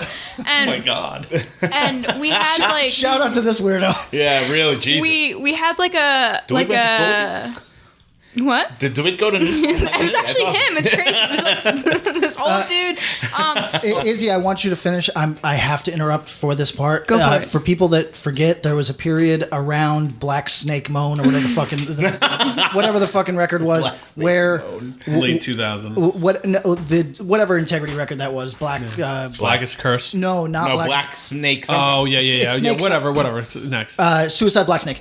That Dwid and people do not remember this was selling cigar box guitars Yes. under a name that within historical context makes sense, but was the edgiest thing that he ever did. It was something like racist Jace. Well, it was not the thing. I think you can, if you Google Dwid You don't and wanna- that thing, you can. Historical context notwithstanding, it wasn't the right choice of words. Okay, Go on, back Izzy. to the story. So this dude, you have a class with him. Yeah, so I don't think he was just like annoying, right? Like As we tend to be. but we had What, this stems racist? from Facebook actually as well too, which is funny. best- So we the had best beef. like a Facebook page for like the class. Okay. And he posted his like Fox News link and a bunch of this had to do with Venezuela. A bunch of Venezuelan students from my school were like, "Hey, this is like messed up," and he was like essentially super racist to him. Wow. And it started this like fight and he started calling girls bitches and things like that, and I was just like, I know where you live, so Yes. That's when the hardcore comes And- out. yeah, and now if I see him, he like turns away really quickly like and that. like is like terrified of me. Yeah, but I was like, you can say something else if you want, but like I have class with you and I know where you live, and like Hard stop. Yeah, You really are from And- Philly. I'm not actually Delaware. from Philly. Yeah, Delaware. Yeah. And it's tough down there. It's only just corporations and yeah. I'm from Wilmington. Is that hard? Wilmington's- Kind of. yeah, there's some- No, there's not some- really. Isn't that Is it There's some Newark? alleys. is that the corporate Newark. dystopia? Is that Yes, it is. Yeah. Yeah. that's like where all corporations are formed. Yeah. No, I'm actually I was born in Detroit, so I like there to you like go. There you rep go. Yeah, that. You're basically in Cold as Life. Yeah, you were born on 8 Mile. Essentially, yeah, I was born on 8 Mile. Actually, fucking yeah, right. it was like the nice part You've of been it, guessing though. blind Dude, real I well. am Yeah, really. no, but it was like the nice part. But I like to tell like random people that like, oh, I'm like from like Definitely yeah, tell the I'm, kid like- that you're gonna beat up that you're from here. That's the Yeah, way. Yeah. so basically, yeah, a bunch of I like got knowledge that like the administration was like calling people in, right? So I like deleted all my information really quick so I didn't get in trouble, but a lot of people got like suspended and We're shit. going after him. Yeah, but I was the only one who threatened to beat him up. I'm gonna say that New school. If you got a problem with Izzy, just come talk to us. We're Yeah. giving her a There's a, full pass on this. there's a professor, a lawyer, also racist. An artist. an artiste. I'm not gonna pretend I make the rules for racists, but being a snitch to the fucking administration is that's never a hard look. Oh yeah, you know well what I he mean? threatened to sue people. Yeah, see, that's not a hard look. No, wrong kind of racist. I'll tell you, Yeah. man. Yeah, you are. Yeah, like Boneless. yeah. All right, guys. What do we got? All right, boneless so I feel good. Did we talk enough about integrity? Oh my God. Jesus, that was like an That was a hour. lot. We I wanna- know a lot more about integrity than I did at the beginning. Well, there you go. That was our hope. So I know a dude who could tell you Sort of. literally everything. That was I don't me know if touching I the care surface. to know everything, that's- but I mean, sure. I guess I Can don't we have know. this person on with like a fucked up voice? Yes. Oh yeah, we're gonna do a voice changer. Let's do that. What I want to the show. Oh my god. I think. And when I said that this person is embedded, I then immediately was like, wow, I think Dwight only has one guy next to him right now, and he's going to think this is Dom. It's not Dom. It's not Dom. It's not Dom. Dom. It's I not- feel like this predates Dom. Yeah, it does. Some of that It does. information. Yeah. Yeah. This is going to lead into a future project. I think we could do integrity. Okay. We'll talk. We're going to dive into our mailbag. It's extensive, Yes. lots of emails, lots of different content. And Like let's get- emails. Emails. All right. Emails. Hey guys. No masculinity here. How important do you feel a band name is in order? What's up? No, I'm producing. Producer stuff. Okay. How important do you feel a band name is in order to catch on and be popular? For example, I've never listened to Weekend Nachos solely on the name because I kind of think it's dumb, even though I've heard they're great. Also, bad opinion. all I've been listening to is the Ramal song. It's actually incredible. So you can see how old this email. Yeah, it's like 2 months old. I've been saying we got to do a mailbag episode. I mean, he might still be listening to it. Maybe. Yeah. How important do you feel a band name is in order to catch on? Is it? Important, I think. Well, if it can be like really bad and I'll like listen to it because like it's a terrible band name. Like if you saw Weekend Nachos, you'd be like, "What the fuck?" Is Immediately this? listen to it, right? Because like who can be a doesn't like band? nachos? Who can be a band and have that name and play shows and have people like them? Right. So you'd probably check it out just because the name is so stupid that you Right. check it.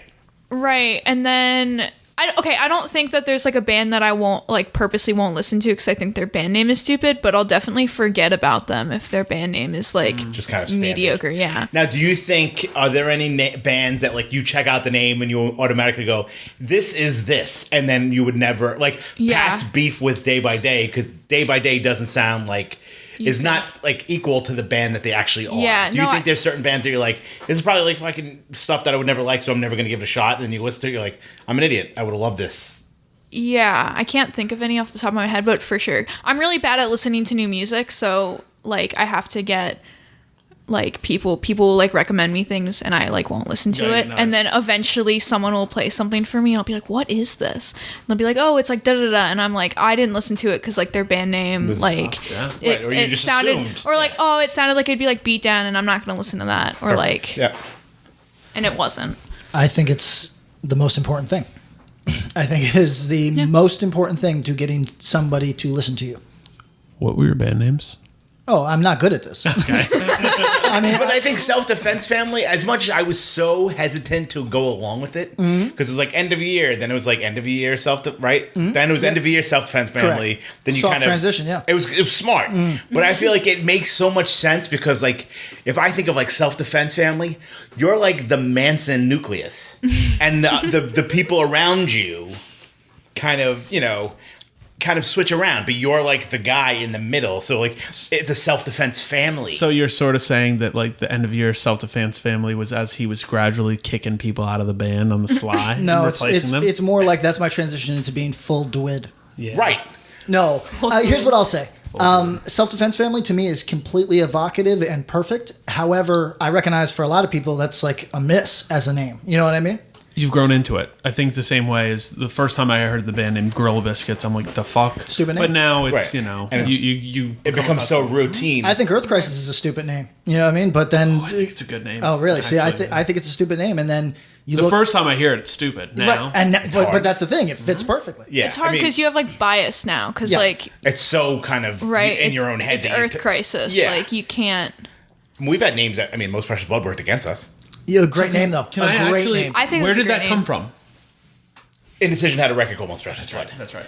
And Where a did that song. come from? Was It was named after Catholic Church. it's a Catholic church that I used to play in basketball as a kid all the time. Yeah. And they were in like the fucking toughest part of Brooklyn and they beat the shit out of us all the time. So I always kind of liked the name and it was just sort of like, it was evocative and it was kind of like, fuck Yeah, it, cool. we're just going to like Awesome. use this. It's awesome. But people would come up thinking we were Christian, find out we weren't and be like, we're good and just walk away. Oh, see, that's fucking. Or so the big radio station in New York, New Jersey college is WSOU, which is part of a Catholic university. Seton Hall. Right. So Almost attended. they, at the time, Lamb of God was big, and we were getting played on it a lot. Lamb of God would literally be called Lamb of G, because they wouldn't say it. Yes. Whoa. When they'd play Nothing in Vain songs, they'd be like, here's a new song from the band formerly known as Indecision. And they would not name our name. Really? Yes. Yes. Yeah. And that sort of, Interesting. I can't tell you how many like like Zayo Prince. kids came up to us and were like, are you guys believers or whatever? And we're like, no. what's- And they'd walk away and be what's- like Wow. disgusted. What's interesting for me is that Most Precious Blood is a distinctly Catholic selection of words. Yeah. That is a Catholic church, right? Like it is a frequent Catholic church throughout Yes. the country, and I mean, it's the blood of Jesus. I mean, but evangelicals don't use that language. So like to me, that would be like to a Zao kid, I'd be like, if we use the name and we were Catholics, you wouldn't even be down with this band. You know what I'm saying? but and if we were really Catholics, would we be using that fucking name? It's disrespectful, really. I mean, but and there was also a band called G Forbid because they wouldn't say God forbid. I just remember. wow, this. it's just like how many Catholic bands do you run into? Where Maybe did- I'll start one because that's funny. Where did Self Defense Family come from? It is a Texas prison gang, and I had expected for years To get stabbed. that somebody was going to slash my fucking face. Yeah. But I like the name that much. You take one for the team. I would. Has it ever come up? It's never come up because they're everybody's dead now. Or in prison, so they probably don't have access to Yeah, that's true. Twitter. I mean, There's people waiting, counting the days, lines on the wall. That's true. just pictures of Patrick everywhere with that shirt on. But I'm gonna get this motherfucker. He's when got I- the prison tattoos. when I heard it, I was just like, oh yeah, that 100%. That's a good name. Yeah, 100%. But Drug Church is, let me explain. Drug Church is selected because it is the worst local sounding name that I had on a list of local sounding band names. Yes. And it has been the best thing for our career because Because it's ridiculous. it's ridiculous and it makes people giggle and it makes people go, ooh, let me check it out. And like it Because is. you're like, what the fuck could this be? Yo, and it works well. It looks the character. I mean, for logos and stuff, it looks good. Yeah. Drug Church. It's Yep. 2 syllables. Drug Church. Yep. You know what I mean? Like it's and weird. it taught me that the shit matters a fucking ton. Yeah. Yep. Definitely. If you were just matters. like some random word for that band, it probably wouldn't be as powerful. Work my on God. work on your band name. Think about it. Think what it means. You can, It you doesn't can have fight to be. through it, but you're gonna You have sure to can. fight. It's uphill. You're gonna have to fight. Right. If you have a fucking pithy, funny, but not purely clever. goofy name, Yeah. yo, you're gonna kill it. People are gonna check you out. We Think of all these twee bands and all this stuff. Like we talk about fucking South by Southwest. Mm-hmm. You need a fucking a 2:00 show at Emo's and a dumb name. Correct. And you're the next band. I mean, dated reference, but shit like "Clap Your Hands, Say Yeah" exist because of their fucking name. Dude, I checked out The Pains of Being Pure at Heart Yeah, because of the exactly, name. I exactly. do like those records. But anyway. But I mean, I think, what do you think about the kind of problem that people have with band names getting reused? I have a problem. Yeah. I do. I think that everybody has access to Google now. Just give it a go. You know what I mean? Right. Do you think there's agree. like a kind of like a statute of limitations? Well, look at something like Terror, right? There's already Sheer Terror. It was a band. You know what I mean? But like Sheer But there were no. But that's- there were, but that's there an were- homage. There Yeah. were other bands called Terror, Sure. but band where called did they get? How big did that get? How much did it get out? You know what I mean? Not as big as Terror. No, Right. I mean nowhere But I near. mean, and even in terms of hardcore, I mean, there's a Death Before Dishonor, and then there was a Death Before Dishonor that was before Judge. Right. Like, there's no way Right. those dudes were at least kind of maybe familiar with that other band. You know what I mean? I don't know. I mean, there's 150 downfalls. There's 150 standards. Uprise, there's 150, downfall, yeah, all you know that what I shit. mean, all that. And like, but a lot of those exist because somebody made a band at 17. Yeah. And they just grew along with the name. Yeah. And are frustrated. Kids are frustrated that they got that name at 23. But it happens. I do think you got Google. Give it a go. So if And be someone started original. a band called End of the Year, would you be mad? No, they can have it. Take it. Starting a new band called End of a Year. There you go. I've been given permission. I urge everybody to give yourself that headache of people be saying, "I love End of the Year," and you're like, Yeah. It's a terrible name. Terrible name for that confusion alone." I've been in bands with really bad names. What else you got? Scripted Youth is pretty great. Yeah, it is. I like Scripted Works. Youth. If I brought up the other band, it would be like a whole episode. Oh. So there's like a whole We're gonna not talk about that later. yes, Going on beef. again. Scandal. Scandals, yes. Oh Damn, yeah. alright. Not involving me, but a lot of things I had to like put out. Yeah. Okay. Okay. Thank you for the question, Brendan. Our friend Steve from New Jersey. Steve's the best. STB Records. All right. Thank you for the kind words, Steve. Getting right into the question. Do you guys feel that you will ever be emotionally connected to a hardcore band ever again? I find 99% of the time when older people give an opinion on new bands, they unfairly hold new bands to a standard of expectations they will never meet up to because of the old emotional connection. I find I hear a ton of new bands that sound great and are cool live, but I just am not emotionally connected to it because of whatever reasons, and I have to check myself. I hate jaded old dudes with a passion. There we go. Thanks, Steve. That's a good question. Yeah. So, first, why don't we start? Tom, go ahead. Hit this one. I mean, I still be do. emotionally connected. Yeah, of course. I mean, I think I had a thought about that. I think you still can be, maybe not as much. And I think that, you know, the 90s and forward, like all that crowd, I feel like they don't have like this like line in the sand, like it was never the same after that. Like if you watch like, you know, videos of like, if you weren't at A7, you were not at a hardcore show ever in your life. Like I feel like You think people from the 90s don't do that? not as much. I think like they feel like, you missed out, like Earth Crisis at their height or whatever. But I feel like it's not like, well, if you didn't go, you know, It's not hardcore is over. right. It's not right. hardcore is over. Sure. But I think the thing that's missing is that the way you're feeling about this band, the way I was feeling about Earth Crisis, is the same way some kid felt about American Nightmare. Yeah. Is the same way some kid felt about Have Heart. Is the same way some kid felt about Trapped in Rice. It's the same way some kid today feels about Code Orange or Turnstile or Power Trip. Right, and I think if you watch those older dudes, they're kind of like, if you didn't see the fucking Bad Brains in '85, Right. you're done. Yeah. Right. But it's like, meanwhile, go die. you know what I mean? I feel like maybe I'm speaking out of turn. I don't know, but I definitely like, you know, like the Blacklisted, the Have Hearts, the fucking Fiddleheads, all these different bands that like I still connect to them as much as I connected to a fucking, you know, a song from 1995. Honestly, I mean, So The songs. songs, yeah. Are there bands that resonate like that? Just the whole thing. You know what I mean? We're getting pretty esoteric. No, That's I what mean we do. TUI, fucking Have Heart, Awesome. TUI would be a Foundation? great Foundation, Code Orange, Incendiary. Like, there's a lot of stuff. I think. TUI would be a great example because for the men in the room at the moment, that would be a later period band for all of us, right? Yeah. Like that would Oh, that would be a band that would be after those years that we have formative things that we are just in love with, and TUI does kick that feeling up for me. Yeah, I mean, I certainly. love the band, and I think they're fucking fantastic. Are there lyrics on there that I'm like, hits me right here? No. Oh, see, To me, they don't. the TUI package, I think this is going to get weird now, is the best package that we've seen in a long time. Like that is. Oh, and this is not taking away from any of his lyrics or No. anything, but there's nothing in that necessarily that But you're hits saying me. the whole thing. So part of what gets us in, like we talked about with Humanity is the Devil. Humanity is the Devil made such an impression on people, partly because it was what they wanted to hear and the right evolution for that band in some people's mind, and partly because everything about it was fucking cool. Correct. Right. And the art was fucking. It aesthetic, everything. grabbed you.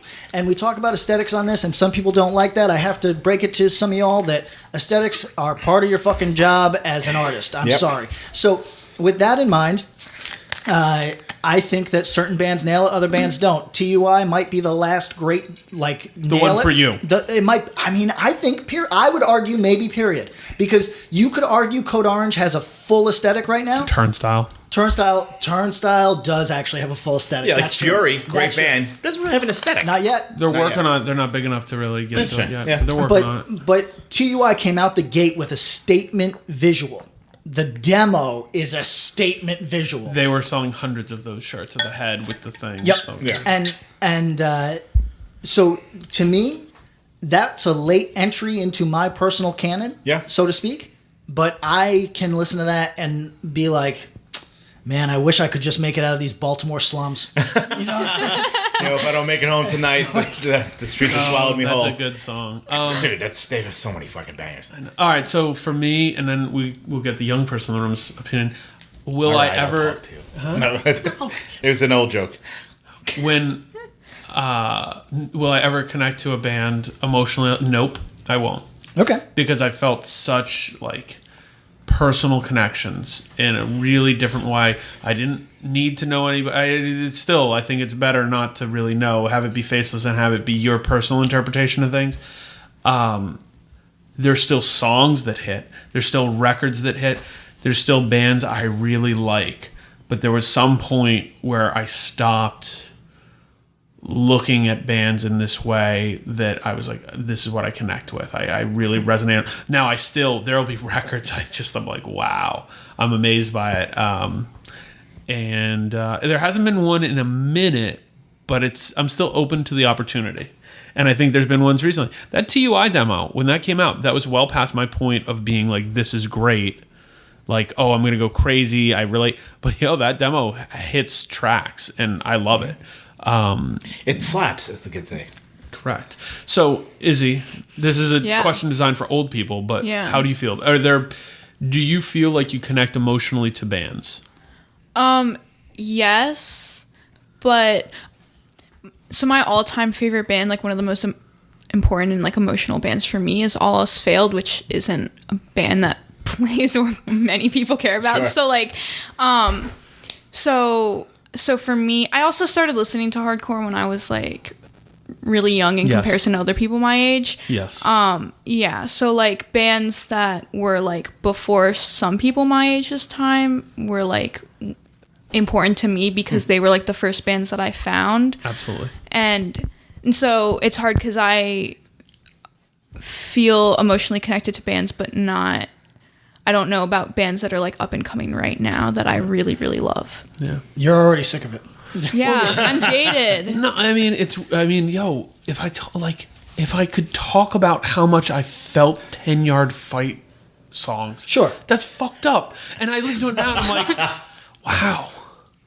Like, I had many times being in my room alone and be like, this shit.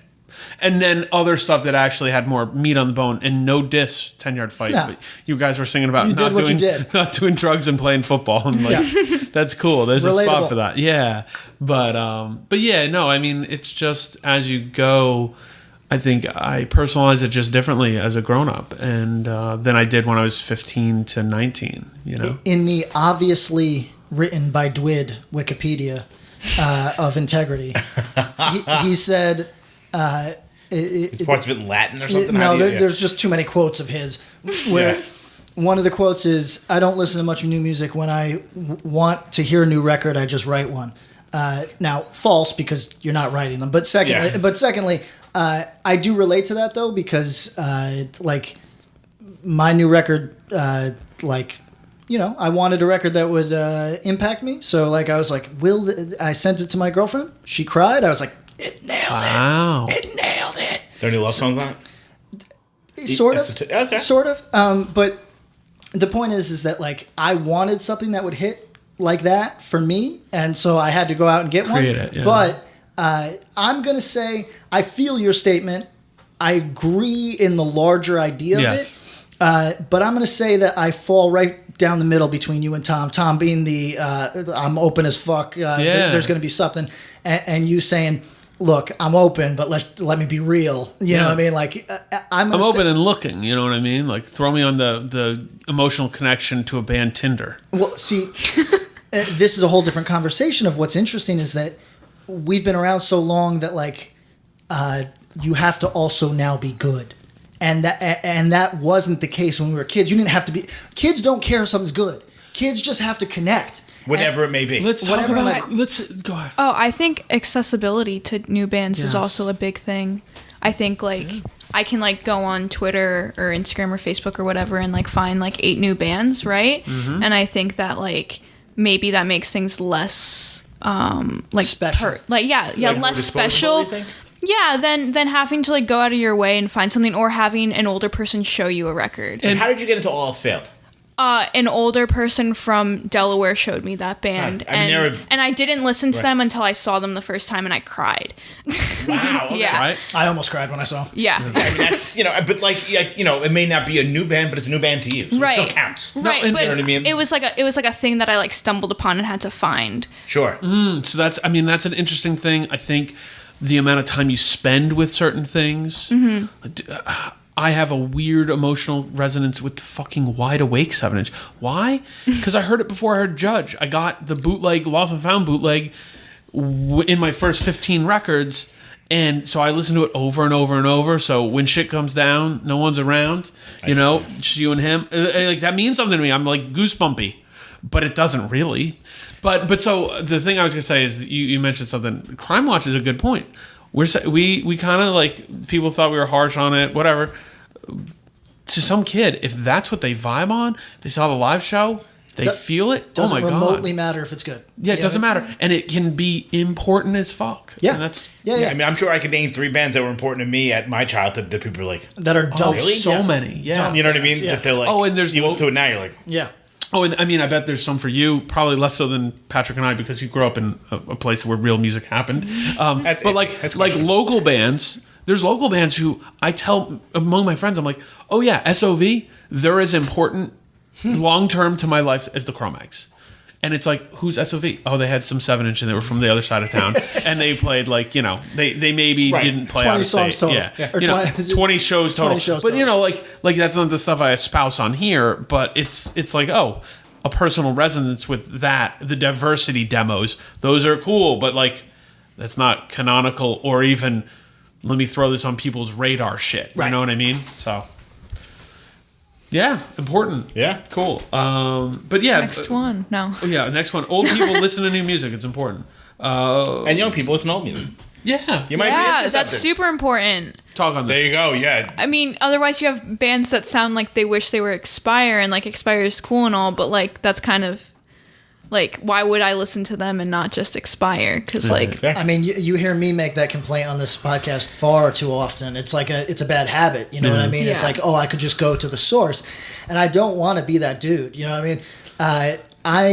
I think the thing that makes the podcast work is that, I mean, that it would decidedly not work if one of us was like, nah, I refuse to listen to new music. Yeah. Like, why? New music episode. All right, guys, have sorry. bring fun. me back in like 5 years and I won't listen to any new music, and we Well, can see what happens I think you'd be then. surprised. Because, I mean, would we think that it's like, you know, this has definitely helped. I mean, I could speak for my own personal. Yeah. I've definitely listened to more stuff from it, like, just from being involved in this and, like, getting homework to do or whatever. Yeah. It's kind Yeah. of like, there's stuff that I would have listened to anyway. Yes. But it's definitely, we get hip to stuff that's like people sending us links to their Bandcamp and all sort of stuff that it's like, oh shit, I definitely wouldn't have, you know. Then we have younger people that are like, I checked that Inside Out for the first time. Like, what the fuck was I doing without them in my life? Right. And that's cool too. Yeah. You know what I mean? It's a mixture of everything, you know? So I've always fallen down holes. So like I'll find myself listening to like Detroit dance music, not because that's like a place that I would normally go, but because I read a Wikipedia that took me to another Wikipedia, and now suddenly I'm on SoulSeek at 3 a.m, being Yes. like, oh, I need, you know. SoulSeek still exists? Oh yeah, Shut up. I'm the fucking king of it. Oh my god. Can you SoulSeek, he outlasted everyone on Look SoulSeek. look What's for me. just LimeWire? Saddam 518. Look for me. Where can I download? Yo, that's we'll talk offline. This is all real. Yo, the feds I are got definitely showing up now. Yeah, well, I got exposed to Migos because I actually gave it, and I'm like, oh, this is actually cool. I like it. you know? It is. It's It's fun. something. It's fine. It's something. It's something, yeah. Apparently they're Apparently, terrible you at guys are Coachella. killing it. I believe that. No, but I think that if you're like my age, you have the energy to like go on Google and like click through Wikipedia pages. Yeah. And like maybe to an extent, if you don't have an interest in doing that, that kind of shows like a disinterest in like learning about hardcore. But I'm also like super into like following like Right. Do you think most people Lines. aren't at this point? Like, do you think it's like the kind of history of certain things, or like, it's like immaterial to you, to like a certain age group? yeah, maybe. But I mean, it's also just like kids just getting into hardcore, and that's like totally fine. Sure. I don't want to like shit on that. No. like, But I mean, do you think there's kids that are 24 that are like, I don't give a fuck about, you know, Gorilla Biscuits or Oh Sick yeah, Roll or whatever, absolutely, like, absolutely. and it just It's will become never- I see it as like I see kids do it in a defiant way. We see this on our Twitter Yeah. sometimes. That like people, and look, It's both ways. we just got sent an interesting article about the golden era of critics, and Thanks, Dan Brennan. and Thurston Moore is very kind about a cruel review he got, where he just says, I got it. We were the sacred cow that they needed to kill. You know what I mean? And that is, I fully get it. So to the kid that thinks that you're fucking trolling us by hitting us with like, I won't listen to anything before 2007. Good on you, little brother. You're going to get it someday. Are you talking about Dusty Cloud? No, but no. he's firmly a 1999 guy. But I think that I see why they push back with that kind of like Sure. thing, because there's a I was lot a of Well, dick. you need to, blah, yeah, blah, that's blah. right, and Yeah. that's the thing that I think we push against. So. If I was 20 and you were wagging your finger at me, I'd be like, listen up, old fuck. I mean, I'm is not listening to a think fucking about- thing you suggest. Think about your musical taste. I feel like that's part of the reason you don't fuck with any youth crew stuff. Absolutely. Right? You know what I mean? Like It was- the people who were into that were dickheads to you. Yo, I had a class where I was talking Earth Crisis, and the dude stuck his nose up, and I was like, well, favorite band now. You know what I Yeah, mean? fuck you then. Yeah. You know what I mean? Like, I'm riding with the band for the remainder of my life because you said, oh, I'm talking about real hardcore. I like in this together. And no, he was like a Gloom Records dude, and it's like, I don't give a Oh, even I more. don't give a motherfuck about your Hail Mary fucking comp CD, you fucking dork. All right. Let's, The other Hail Mary, because there's a more current Hail Yeah, Mary. yeah. all right, let's get to Back to names that right. people can't Google. Jim O'Connell. Try to Google Hail Mary and see what comes up. True. There's some good YouTube videos of it. My question to you is, I would like to know all. No, this is a good one. It's a lot of text. I would like. I just skip to the questions. My question to you is, I would like to know all your guys' takes on the famous Roger Murray quote: "Never trust a hardcore kid who never listened to punk." Do you agree or disagree, and why? That's question one. Question two, unrelated question, is what are your guys' top 5 DFJ bands? Which we want to address? You might want to handle that last one myself. I don't know if I I can mean, name I think 5. people ask that, and it's weird. DFJ, great person. Could you explain? Because All right, Dance Floor Justin, he was, especially in the mid 2000s, Yeah. prolific drummer, we singer. know exactly how old the person that asked this question is based on the fact that they asked this question. Should I do that like wrong side, wrong side, wrong side, wrong side, and Dump truck. dump truck? There you go. Boom. I'll just be concise. Mental, Righteous Jams, Mind Righteous Eraser, Jams, yeah. Mind Eraser, Soul Swallower. That's it for me. Those 4. That's my 4. You're not That's even it. going to throw more No. a bone, huh? No, because it's fun. It's my favorite Chris from Central Mass band is The Wrong Side. There you go. Okay, all right, good. Listen, This is only bad. could you name those again? Soul Swallower? Mental, Yeah. Righteous Jams, Yep. Mind Eraser, Soul Swallower. I don't Okay. even know who Soul Swallower is. Forgettable. No, it's good. It's really good. If you What's like his metal band? Magic Circle, That band is actually really cool. I like first LP is great. Mind Eraser is the only. No, actually, you know what? I don't fuck with a single don't one of like those. those. I hate everything he's ever done. And he's been in like... I hate everything he's ever Wow. done. I checked out entirely. Bob knows this. Like, I am out on everything locking out. What You about know? Stand Accused? No? No, definitely not. No, garbage. Anyways, Sorry, Ian. Art I like stands. you. all right. So famous Roger Murray quote: "Never trust a hardcore kid who never listened to punk." Do you agree or disagree, and why? Fully understand why he said that. Don't agree at all. Doesn't matter to a kid now. A kid in 2018? Are you fucking kidding? What's punk? You know what I mean? What does that mean to him? But I mean, I think that it differs. Right. Because okay, it's like, fine. you know what I mean? Like, all right, so I'm picturing- your punk is rancid. Yes. Like- but to a 2018 That's not- human being, I don't even think rancid is a fucking growing an ongoing concern. I don't think they know what that is. No way. Do you listen to rancid?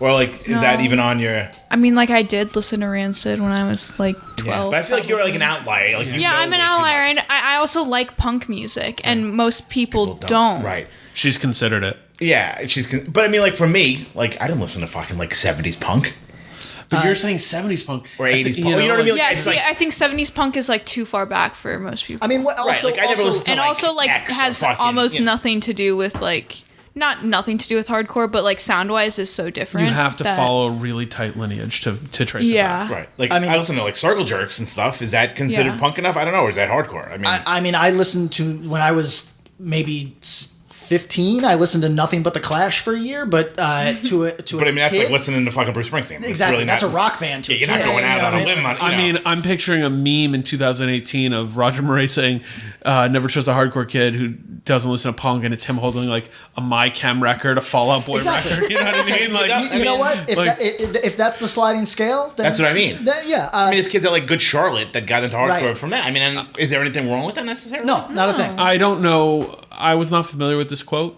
to be honest. I had I've heard seen this it. one. Yeah. But I feel like I don't know if he actually said that or that became a meme and they like attributed it to him and it's just like him in a picture like with his fucking crucified skin blazing and like they're like he said this. It's kind of I'm also going to say that I know for a fact if you are a public-facing individual that plays music in front of people and you talk in between songs and you do interviews, said a lot of shit. you say a lot of fucking shit. and someo's gonna remember everything. Yeah. What is the?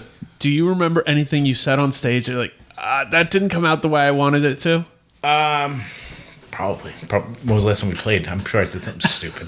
I mean, I do. I honestly, I'm going to start wearing a shirt that just says, "If you're looking for it, you'll find it." Because if you are looking for a chance to crucify me on some old shit, you will. All right, so let me throw this out. I'll do it anonymous. A friend and I were just goofing around and whatever. It was a small basement show, but with enough people, and the band was big enough that they could have gotten in trouble for it.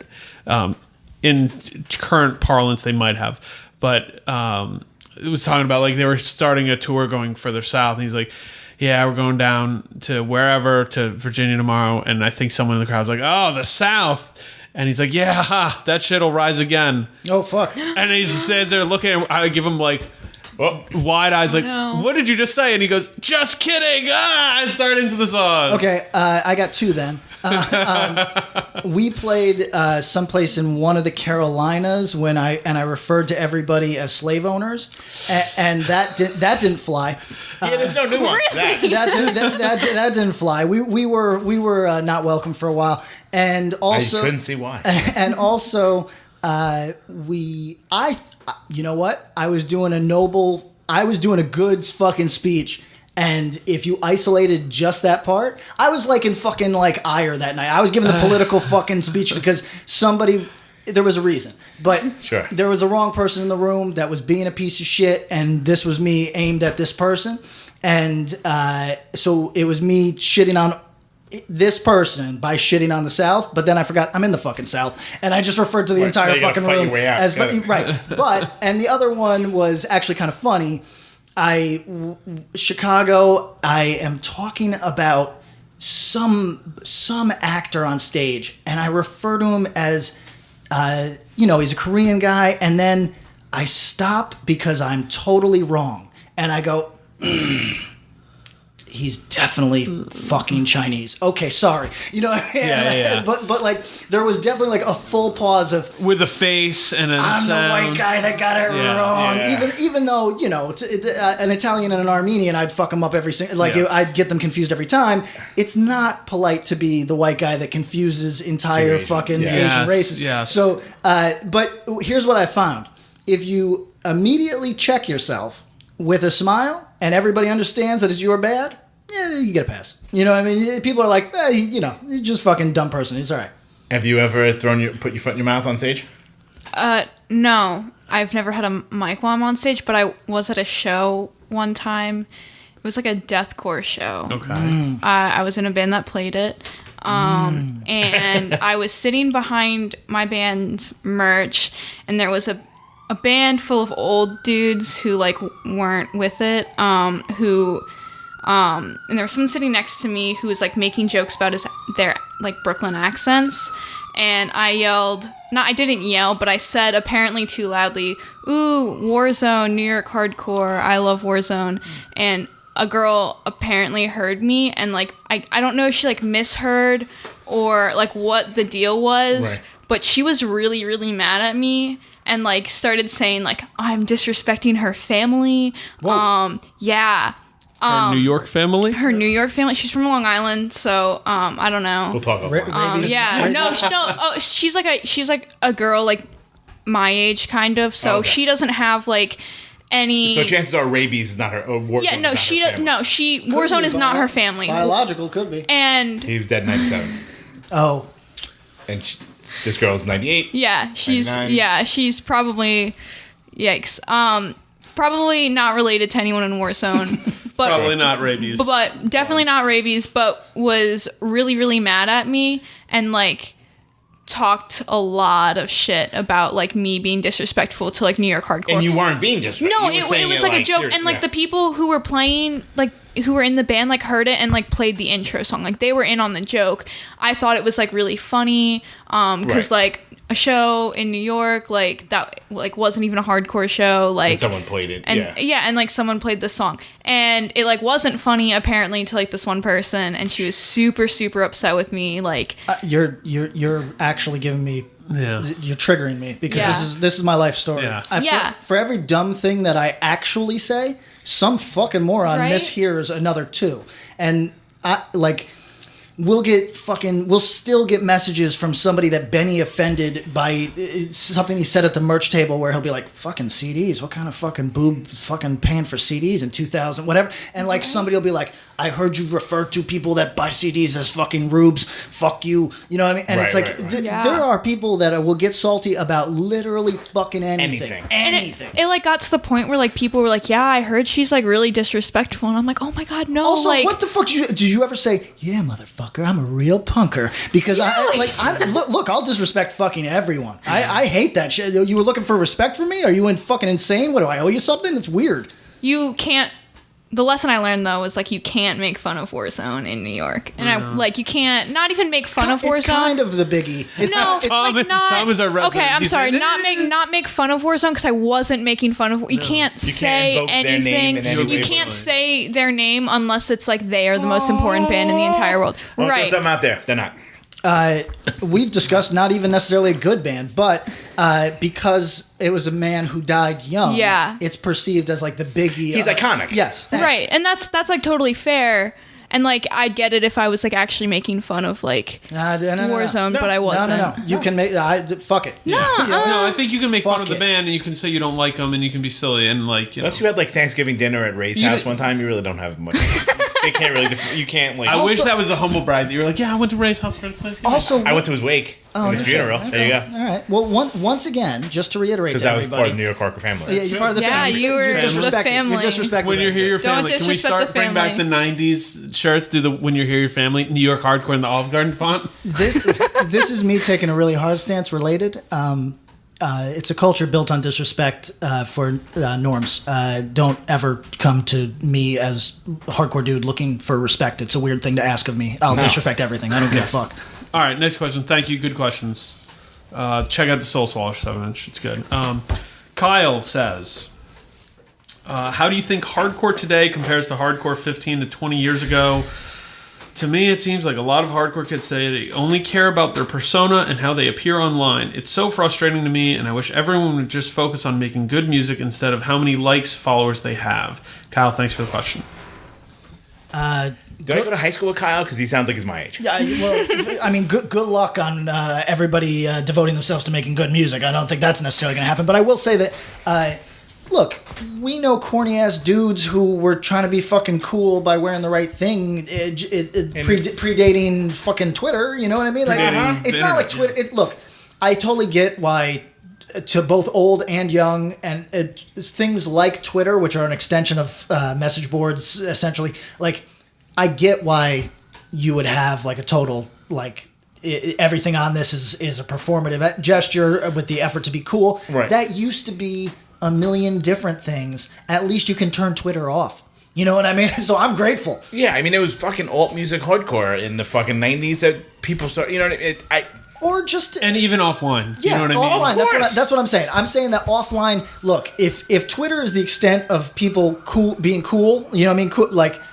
Close the computer, it's dope. You know what I mean? Because when people do that shit in public, fuck, man. Like, that was bad. And I think it's easy kind of to, like, scapegoat Twitter and, like, like the internet as, like, the, like, kids don't get it. They have the... But, like, of course. Has it changed the way society in general is? Absolutely. Of course. Yep. But, I mean, I think in 1997 or 1998, there wasn't, like, the poser kid or whatever the fuck, like, this dude with the persona... there was no out for like kind of. I'm gonna say you had to endure that person in person, and like of course. And have you seen the Fashioncore shirts from back then? No, nobody has. Nobody has. That's right. And that's a lie. I've seen a billion of them. We need to talk about it.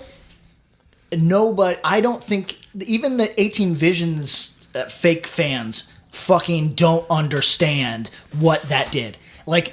The Fashioncore, like Long Island, like sub industry of putting out shirts that said fashion. I need you to understand this, fam.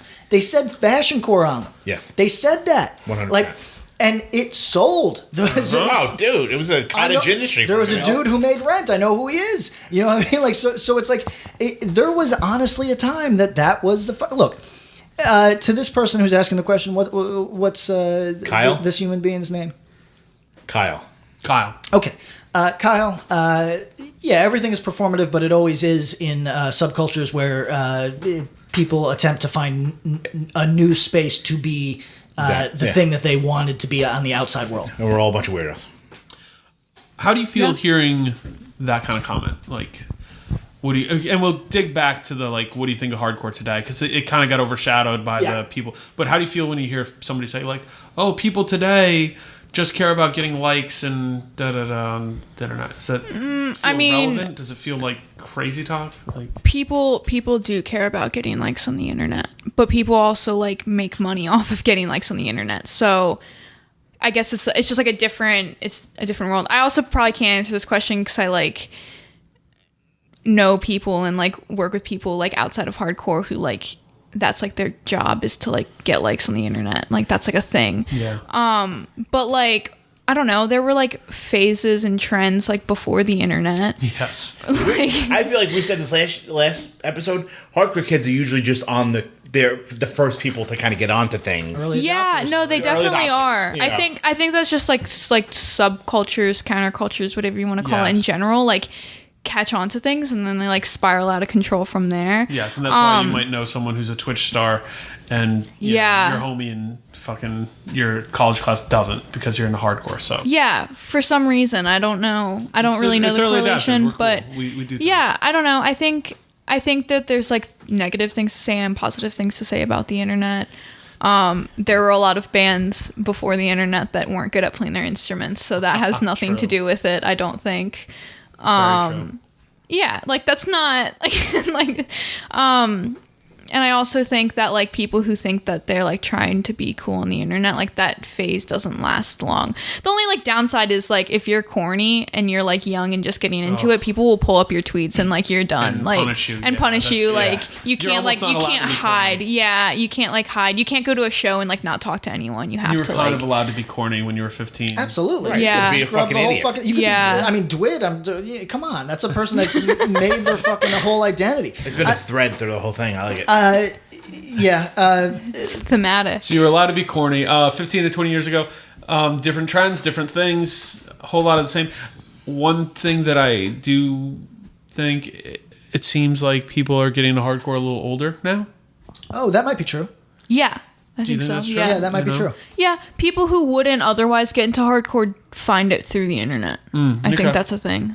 I think music discovery is both easier to immediately access and then harder to get a deeper feel. Yeah, it's on. harder to navigate because there's so much content. Sure. I think also it is a now not long lived. We understand it's a young subculture so far as subcultures go, but it has been around long enough that you could just stumble over Wikipedia, find it an interesting topic, and at age 26 be like, so I guess I have to start at Bad Brains, and then you and that is a thing that really I cannot recall ever happening when I was a kid. I mean, think of the noisy Vice scene of kids that are kind of like, true. I got into fucked up or whatever because of this, and now it's like, oh shit.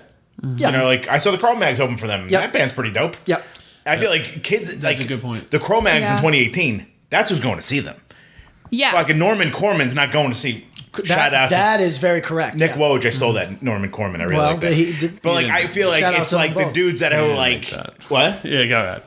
There's art. Sorry, kids. I wrongly attributed to you, but I heard you say it first. So thank you, whoever made that up. The Cromex thing was just sort of like people that go see them now are not regular fucking hardcore kids most of the time. It's people that have gotten into him from his vegan things, his shows, his appearances, and all that sort of stuff. And you know, I mean, you think of how many people. There's a whole fucking cottage industry of bands that are not. There's a trash talk like genre of hardcore people. Oh yeah, Like- that's true. Right. I mean, think about Yeah. that. I mean, they play the. You know, I've seen them at like Afropunk, Right, exactly. and it's wild. And it's like these are just their own little crowd. Yeah. Yeah. Like it's their own, crew of people that are coming out for these dudes exclusively that may not like other stuff. And there's also kids in that like group of people who like listen to like Snapcase and don't know any other current bands going on. Like not like they're not up to it. They don't know anyone in the scene. Like don't know that it's a scene. They just know. That's true too. And I Yeah. think right now, more than ever, you could be someone who's into hardcore from yesteryear and exclusively like, no, I just like this. Not that that wasn't happening, but there's such a world of, you can build a community just being into 90s core, or just being into early 80s stuff, or just being into this specific time and place, and you have enough of a community to just be like, this is what I'm about. Yeah. I've got a friend who doesn't listen to any hardcore except for the canon bands. Like, will only go to, and I wouldn't say he even listens to it. He would go to a Cro-Mag show and have looked down on something that's playing that is current. You know what I mean? But and not a hardcore dude at all, but that to him is like going to a Springsteen show or going to a, like a whatever. Oh, weird. There's a bit of legend in like the hardcore scene, like pre like mid 90s too, though, that like people who think that maybe like people like lore. They just like lore. Yeah, I think it's like you look at like, oh, it's Andy Warhol dancing at Studio 54. Yeah. Meanwhile, it's fucking like HR or Jimmy Gestapo. Yeah, exactly. Crawling at a show. It's like, It's they're artsy and weird and like downtown before downtown was safe and all. Yeah. Exactly. No, there's something to it, like yeah. exactly. People who are like into Biohazard because it was like gritty and like dangerous. Yeah. Heads up. Things like that. Yeah. Not gritty or dangerous. Go on. but Tom is disagreeing a little bit there. No, it's not gritty or dangerous. Okay. Yeah. They lived on one of the richest streets in Brooklyn. yeah, not mad at it, but not. But good the for them. music videos, though, there's And you pit could- bulls, And like put on a sock hat. exactly. I would look like a thug if I put on a goddamn sock hat. Give me a Carhartt and a fucked up hat. Also, Yes. I think you could definitely get hurt at a Biohazard show, no question. Oh, absolutely. Yeah. And the guitar player would fuck you up. He's Sure. like a black belt. He's not a joke. Yeah. But those dudes are not exactly like living on the street. So- They delivered pizza. What a segue, unintentionally, to our next set of questions from Keith. What's up, Keith? So I thought it'd be a fun question to ask. What do you think about hardcore music videos? What's your favorite? Sick of It All, Step Down always gets me pumped up. Refused, Rather Be Dead is another I like a lot because the song is badass and the video is so weird.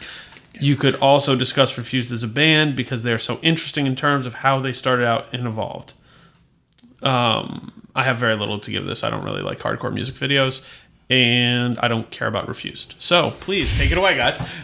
I'm gonna say Fury of 5, probably the best video. Yes. Pretty hard video. I mean, The fucking windmill yeah, is amazing. it's great. Everyone's wearing performance fleece and just getting wild. Everyone went to Old Navy for Christmas and got brand new performance fleece vests. Did he say the Sick of It All video? Yeah. That's a great one. That's a great one. They have several, don't Oh, they? yeah. But the one, The mosh one. Yeah, the dancing Yeah. one. Just is that. great. Yeah. And I think the fucking Judge video is great. The We Gotta Know video is great. Okay. The Anthem video is great. We Gotta Know Yeah. video is my favorite video. Thank you for Right? I reminding me mean, that it's exists. gotta Yeah, be that's my like, favorite. they're all kind of like, they all kind of are the same. What's the Gorilla Biscuits one? I don't know if they have one. They don't have one. I'm pretty sure they do. Really? I mean, Leeway has I like don't think they do. Kingpin. There's maybe. Oh no, I'm thinking of the Youth of Today video. No more. Yeah, I'm thinking of the Youth of Today. That's the funniest one. yeah, Yeah. it is the funniest one. But I mean, Just Look Around's a great video. Yeah, I'm gonna say that it stops and ends at the Fury 5 video for me. That's it. Yeah, I mean, I couldn't name you a hardcore video since probably since that. I mean, the Civ video is stupid, but it's great. It's funny. Yeah, it's stupid but great. I like the adjacent, like the post-hard, like Into Another Richie painted blue hanging upside down from a tree. That's Yeah, my favorite. yeah. But that's not, I'm not even going to call that hardcore. What about Here We Go Again? The Shelter video. A Him young upside down. a young dude asked me today what Into Another record, and should I give a shot? And I was thinking in my head, I was like, there's no chance you're gonna like this. Like They might like Seamless. That's Seamless the or- one I said is my favorite. Or because Ignore Us. I said Ignore Us is the weird, go-to. though. Really It's super too weird. weird. Seamless is a rock record, and that's why I think it wins. Yeah, but it is love corny as I do, fuck. yeah. But I think that band is almost impossible to contextualize or even like unless you have really specific tastes.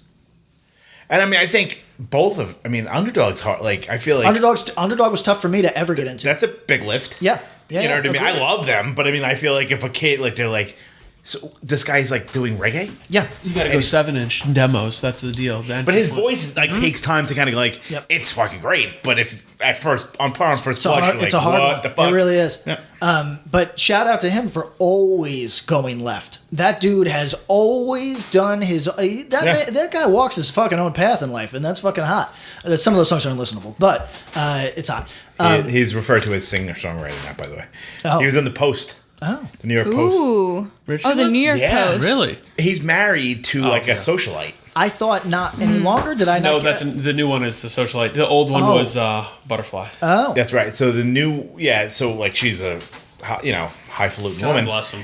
And it was like her husband, singer-songwriter Richie Birkenhead. I was like, get the fuck out of here. No. That's how I hope to be referred to. I want to be called the My singer-songwriter girl's too. gonna Then be that's bullshit. so much more successful than me, and I hope that I get referred to Like as her Lothario. They don't need to use my name. You know what I mean? They can do the thing that Hollywood does to women all the time, where they'll be like his wife. You know what I mean? They can do her 100% down with it. Her husband. I'll gladly eat that. Like I'll be like, you've seen Forgetting Sarah Marshall? And they're like, hey Sasquatch, get out of the photo. That you want to be him. That's me. I'll take it.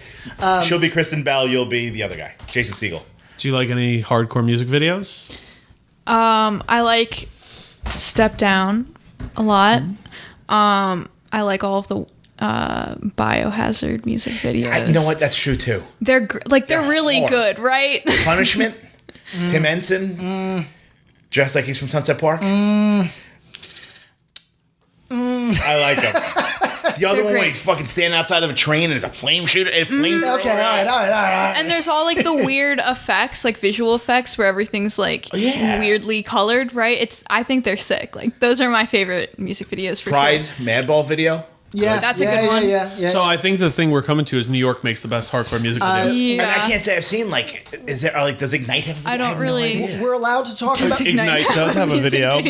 A Rev video? No, they just have a full-length feature film. Yeah, we're. It's pornography. It's prawn, as the kids say. Yeah. Got it. I just got pwned. We are. Hip. We're allowed to talk about the fact that we saw the Vane video. Yeah. Okay, because that might even be current by the time. No, maybe, right. Who knows? I don't know. I can't watch that shit. Scares you, right? It does. Anything with feet or eyes getting hurt, fuck me. I don't like eyes, and I don't like don't cut off a nipple. That's why I can't watch that Pink Floyd shit. And don't cut your eye out. I don't like eyes, but I was okay with this video. Have you ever seen their punk band Amdi Peterson's Army? They have a 7-inch where the dude is pulling up his fingernail. Yeah. Oh man, No, EBGBs. no. Everybody in the room shaking. Yeah, that fucks me up. Not fucking with that. Yeah. So, so hardcore bad. music videos, bring them. You know, what I mean, I'd like to see some. Has good there ones. been one done? And I mean, well, AN did 2 on they? new record. Was it live? material? Sanction did a music video that was pretty cool. Oh, they're torturing somebody in that one too. Yeah. Torture's big right now, huh? Torture's really big right now. Torture's the thing. Especially yeah. What about Forever? I don't. Oh yeah. That's cool. The Yeah. Cold Hard video is cool. And, It fit their kind of. They have it they're fits, but- Fire they're and- good at music videos. Yeah, I mean, it fits their aesthetic. Yeah. I you know what I would like to. I guess we're kind of spoiled because there's online outlets of live footage that all the time, but. I would like to see somebody take some real fucking craft and make a great live video. You know what I mean? That'd be cool. Like as the music video. I mean, I know a guy named Patrick Kenlin who might have done just that, but it's lost to the sands of time. You know what? I've seen a bunch of current bands do live videos that I don't think are that great. Do they try to But- try to get the dance or do they try to get the fucking? Oh, I mean, yeah, it's like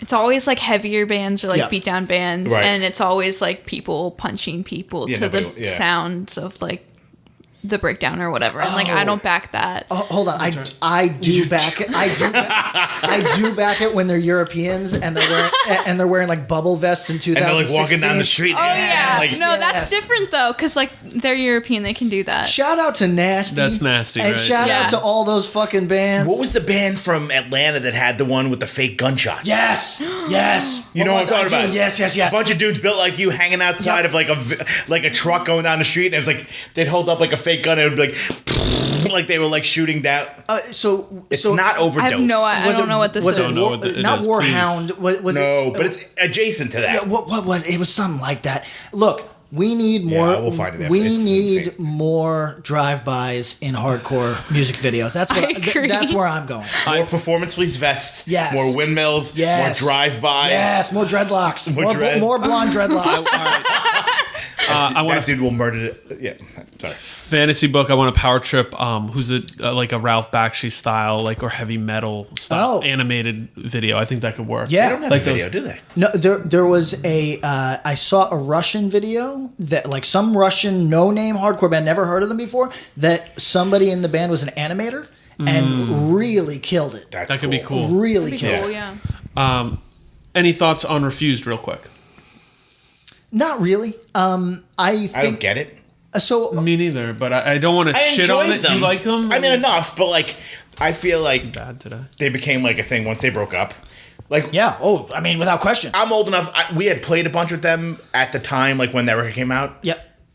Zero fucks. I know the person. I know multiple people that were at their Falls Church breakup show, the last show that they no, played, and it was a because- basement. There was nobody there. Yeah, I mean, we played with them in Europe, and they opened for All Out War. Right. Yeah. Now, You know what I mean? And like, they kind of, Right. And then it was all again, all fake. yeah, no, Rewritten history, right? Sort of not. Because it was fake that anybody gave a shit before that big record came out, and also fake that anybody gave a shit when it came out because they broke up very shortly thereafter. I did like that Victory, like rather whatever the fuck that was called, the one before.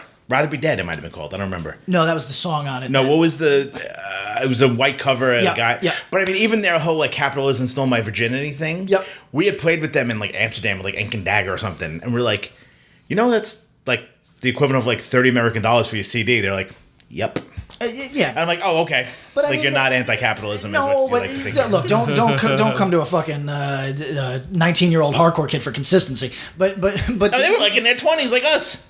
they're Europeans. They don't understand these things. So It was pre-Euro, so it wasn't like, you know. so No, it was. It was like I know, yeah. kroners, whatever the fuck. And I was like, 48 kroners. If they're $28, you know. Like, I think that they were an interesting band in this one respect. They were referential, to things that were not cool for them to reference. So like they were going Nation of Ulysses when they were playing. They have two records that sound like Earth Crisis. You know what I mean? sure.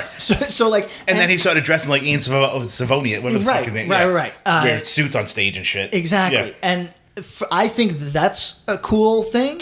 I think that they were really a legendary act until they played again. And now you couldn't find a fucking Izzy, you give a fuck about this band? No. Yeah. But they put out that comeback record, which It was atrocious. Muse too, so it obviously sucks. But I mean, they definitely, it's still kind of cool that they'll play shows and it'd be like, hey, we're going to get, John Joseph out and play fucking Street Justice. Well, they that- still do that. I mean- or they'll do Sick of It All songs with, like, it's that was still cool. That kind was of cool. cool that they do that. Like, 90% of the people at that show are like, what? Yeah. But they'll still do songs because it's like, it's to them, that's their heroes. So they don't Yeah. give a fuck with Right. their crowd is waiting for new noise. And they're going to be like, well, you're going to hear fucking We Gotta Know first. Sorry. I just think That's it's cool. a fascinating study in Should Have Stayed Dead. You know what I mean? Like, Should Have Stayed Dead might have somebody still talking about you. 2018, I could grab every hardcore kid at a large-ish show. Bet 1% might give a goddamn. They made some fucking boku bucks though coming back. Yeah. They're like fucking headlining festivals and stuff. So I mean, if that's the, did they kind of tarnish their legacy maybe Yeah. a little bit? Sure, They did, but did they probably buy houses in Umeå? Sure. yeah, worse things to tarnish your legacy for than a brand new boat. Keep getting them checks. Yeah. Would you care about it? Refused at all? No, we asked. No. She said, Yeah. Oh, you said no. Okay. All right. Yeah, it's just like not anything that I ever like Never. went to learn about or anything. Yeah, my brain kind of checks out on them, but that's Yeah. Not my it's thing. not. I don't think they're not important. All right, next question. I mean, but that's a fascinating thing because for a minute you could argue that they were canon important. Super, absolutely. And And this is now- why the whole like things that come in and out. It's like don't get too wrapped up, don't get No. too heated, don't get too mad.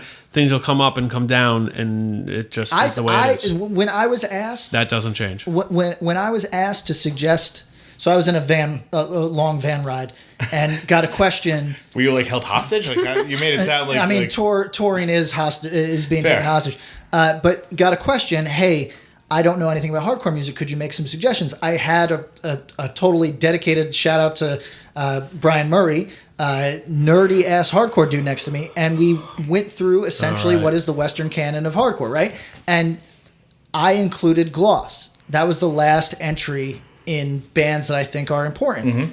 I couldn't include Gloss on a 2018 list because... Which is so wild. It was, yeah. It's the fact, right? Mm-hmm. Is that like, for a moment, you thought this would be something that you need to know.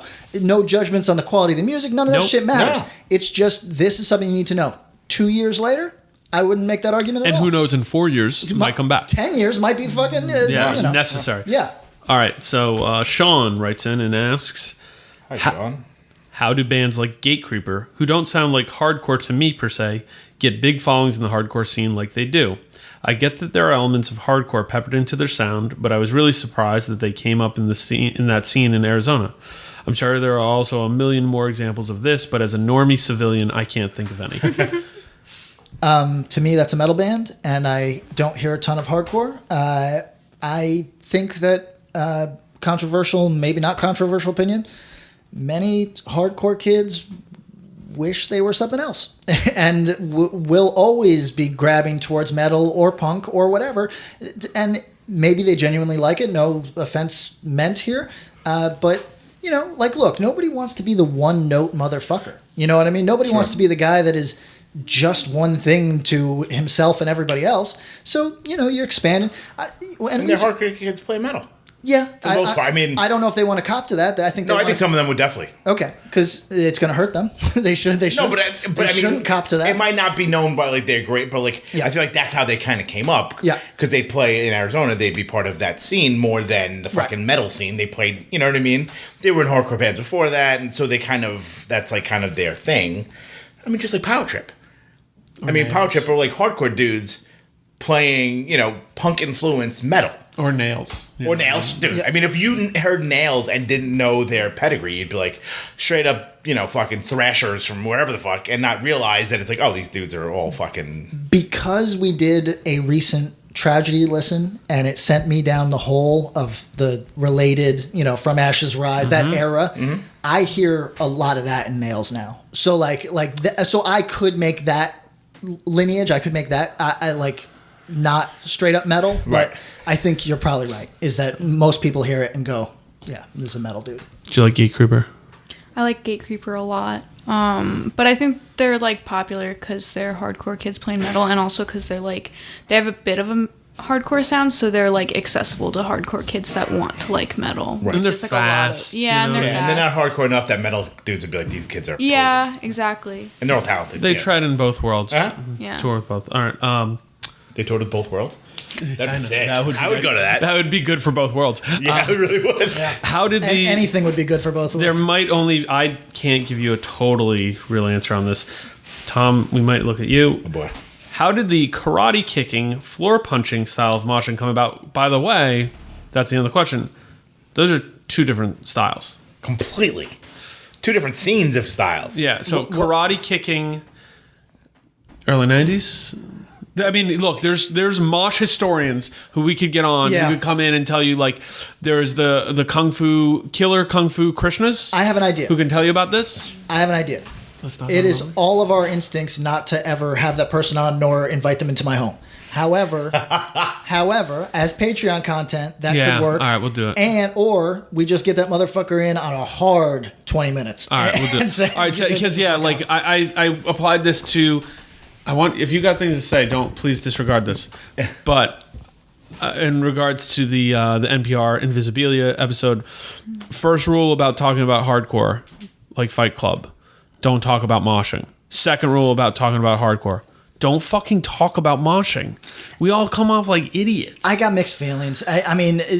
Whenever somebody is reporting on hardcore and they talk about talking about that's the part. Yeah, that's and it's painful. Been like that for 20 You can have the living room conversations like we have, where oh, this guy was great, body's got great stuff. We can do that, and it's natural and fine. But look, mosh pits, moshing is much cooler when you're doing it than when you're watching it or seeing someone else do it. Or you see video of yourself doing it, you're like, I'm never doing that again. God help you if you are caught on tape doing it, because there is almost no chance you look good. There was a place in Staten Island that literally had like a screen over the stage while bands played, and like I was like moshing for I really even know Both worlds. It might have been like Fallacy or somebody, and like I caught like a glimpse of myself, and literally after that I was like, I'm never doing that again. Yeah. And I was like 20, and I was like, I look like a fucking idiot. Yeah. Like I can't do this anymore. Yeah. Like I can't. It just you don't look right mean, unless you're good.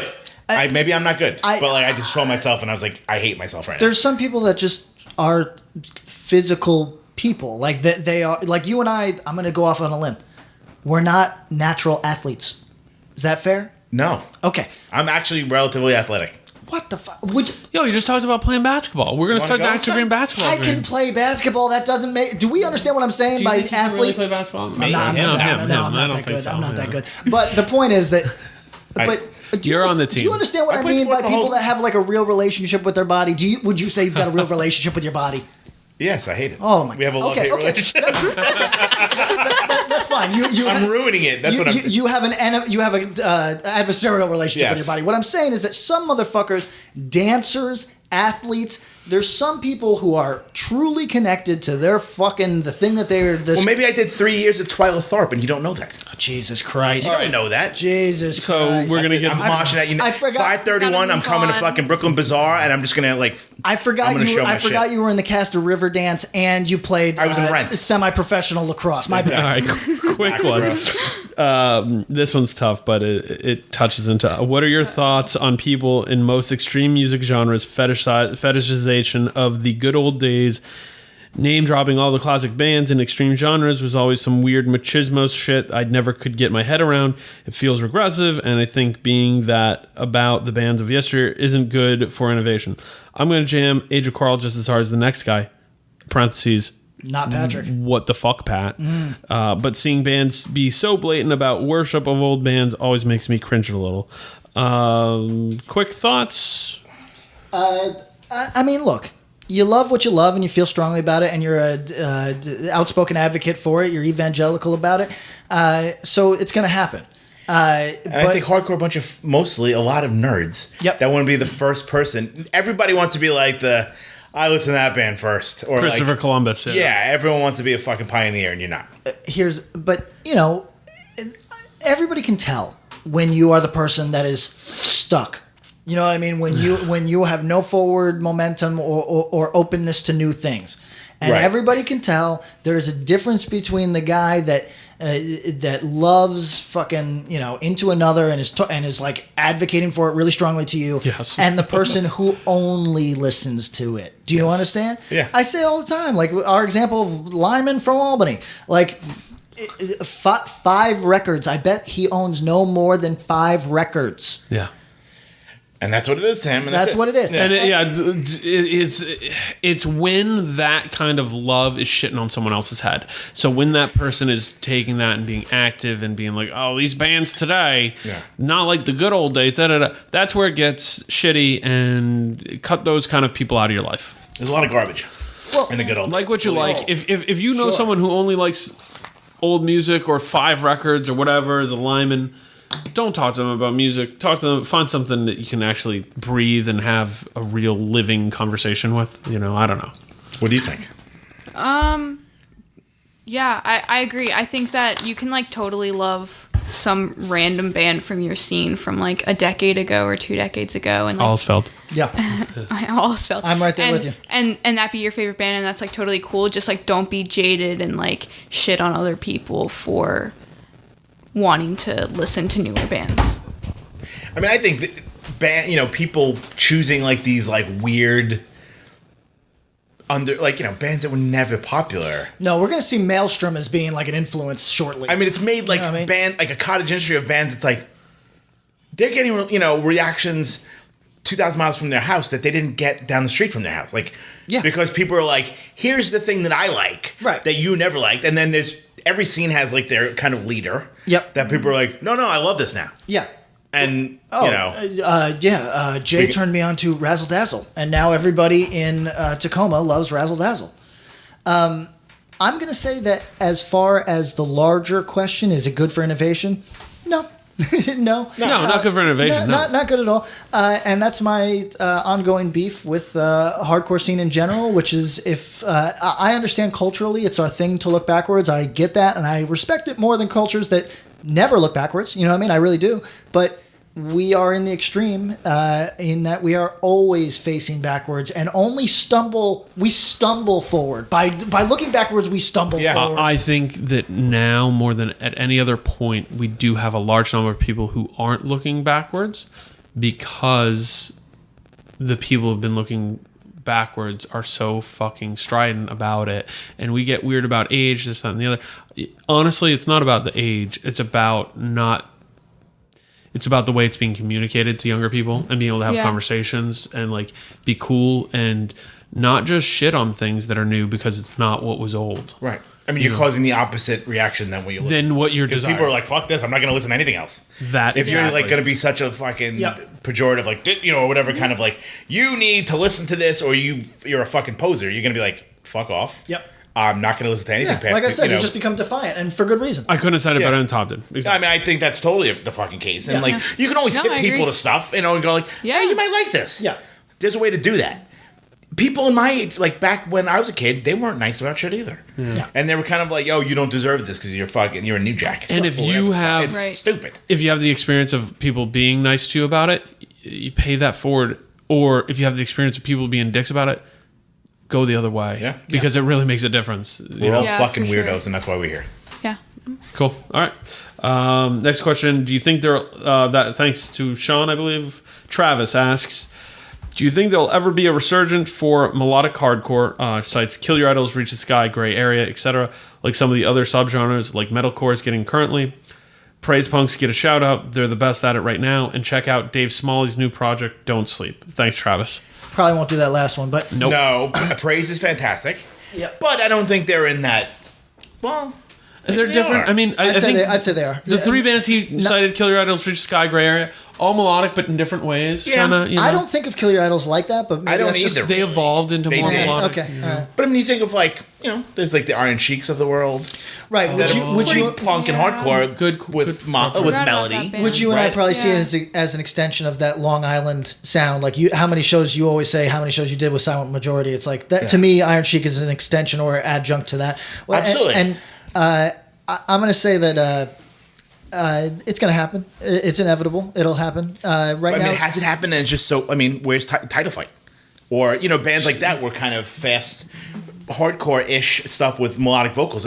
It happened, but it's not. They're not on the gray area level. They're fucking humongous. So we kind of don't see them in that kind of with that kind of. And let me give my answer on that. Is that at that point, Title Fight branches one way, and a bunch of bands like that kind of go that way, and further over from that, where like you wouldn't necessarily call Turnover hardcore, even earlier stuff. Yeah. But they're like 2 steps over from Title Fight that way. So that's one way that the melodic side of this whole world went. Mm-hmm. The other was the Touche Amore, La Dispute thing, which those things started a lot closer to hardcore than I think people today would acknowledge. Yeah. And that thing ran its course. Defeater, etc. Defeater was a melodic band. Sure. And that stuff kind of ran its course, and it took it in these different directions that branched out of hardcore that people don't necessarily immediately, Right. I mean, people would automatically, like, if Gray Area came out now, they'd be like, "Oh, it's a pop punk band." That's a good point. Right? I mean, That's that on. not Kill Your Idols, because Kill Your Idols is just like a melodic, but like, what was the other band that they mentioned? Reach the Sky, which is again more melodic hardcore. So Right, he's but kinda, Gray Area would be a pop punk. it's like threading the needle. Yes, Yeah, that will I come think. back. Yeah. Do you like a lot of melodic hardcore bands? I mean, are there any ones that you think we don't talk about? I mean, I like the praise type bands, Right. but I don't know if I would like put those. Like I like Embrace a lot, but I don't think that's necessarily in the same vein. So not to cut you off, but No, go I for it. think that it's He named his band End of the Year. it's not in the same vein, but it might be the thing that we get next. Like, Yeah. so somebody is going to come with a melodic hardcore band that blows it up for the other bands that are going to want to do that or trying to do that or whatever. And we have currently no idea who they are going to make their chief influence. Yeah. And it could be something like Embrace. So like Praise is 100% the actual, and no disrespect to them, I think they're doing it well, the exact midpoint of all, like where all of the Revolution summer bands collide. Meet, yeah. They are exactly that right now. And all it takes is for them to have a good summer. And we will see a good summer, one big record. we will see one hit record, and we will see 4 more bands that will all eventually go in their own directions, but they will have that seed. Right. Where do we put Angel Dust?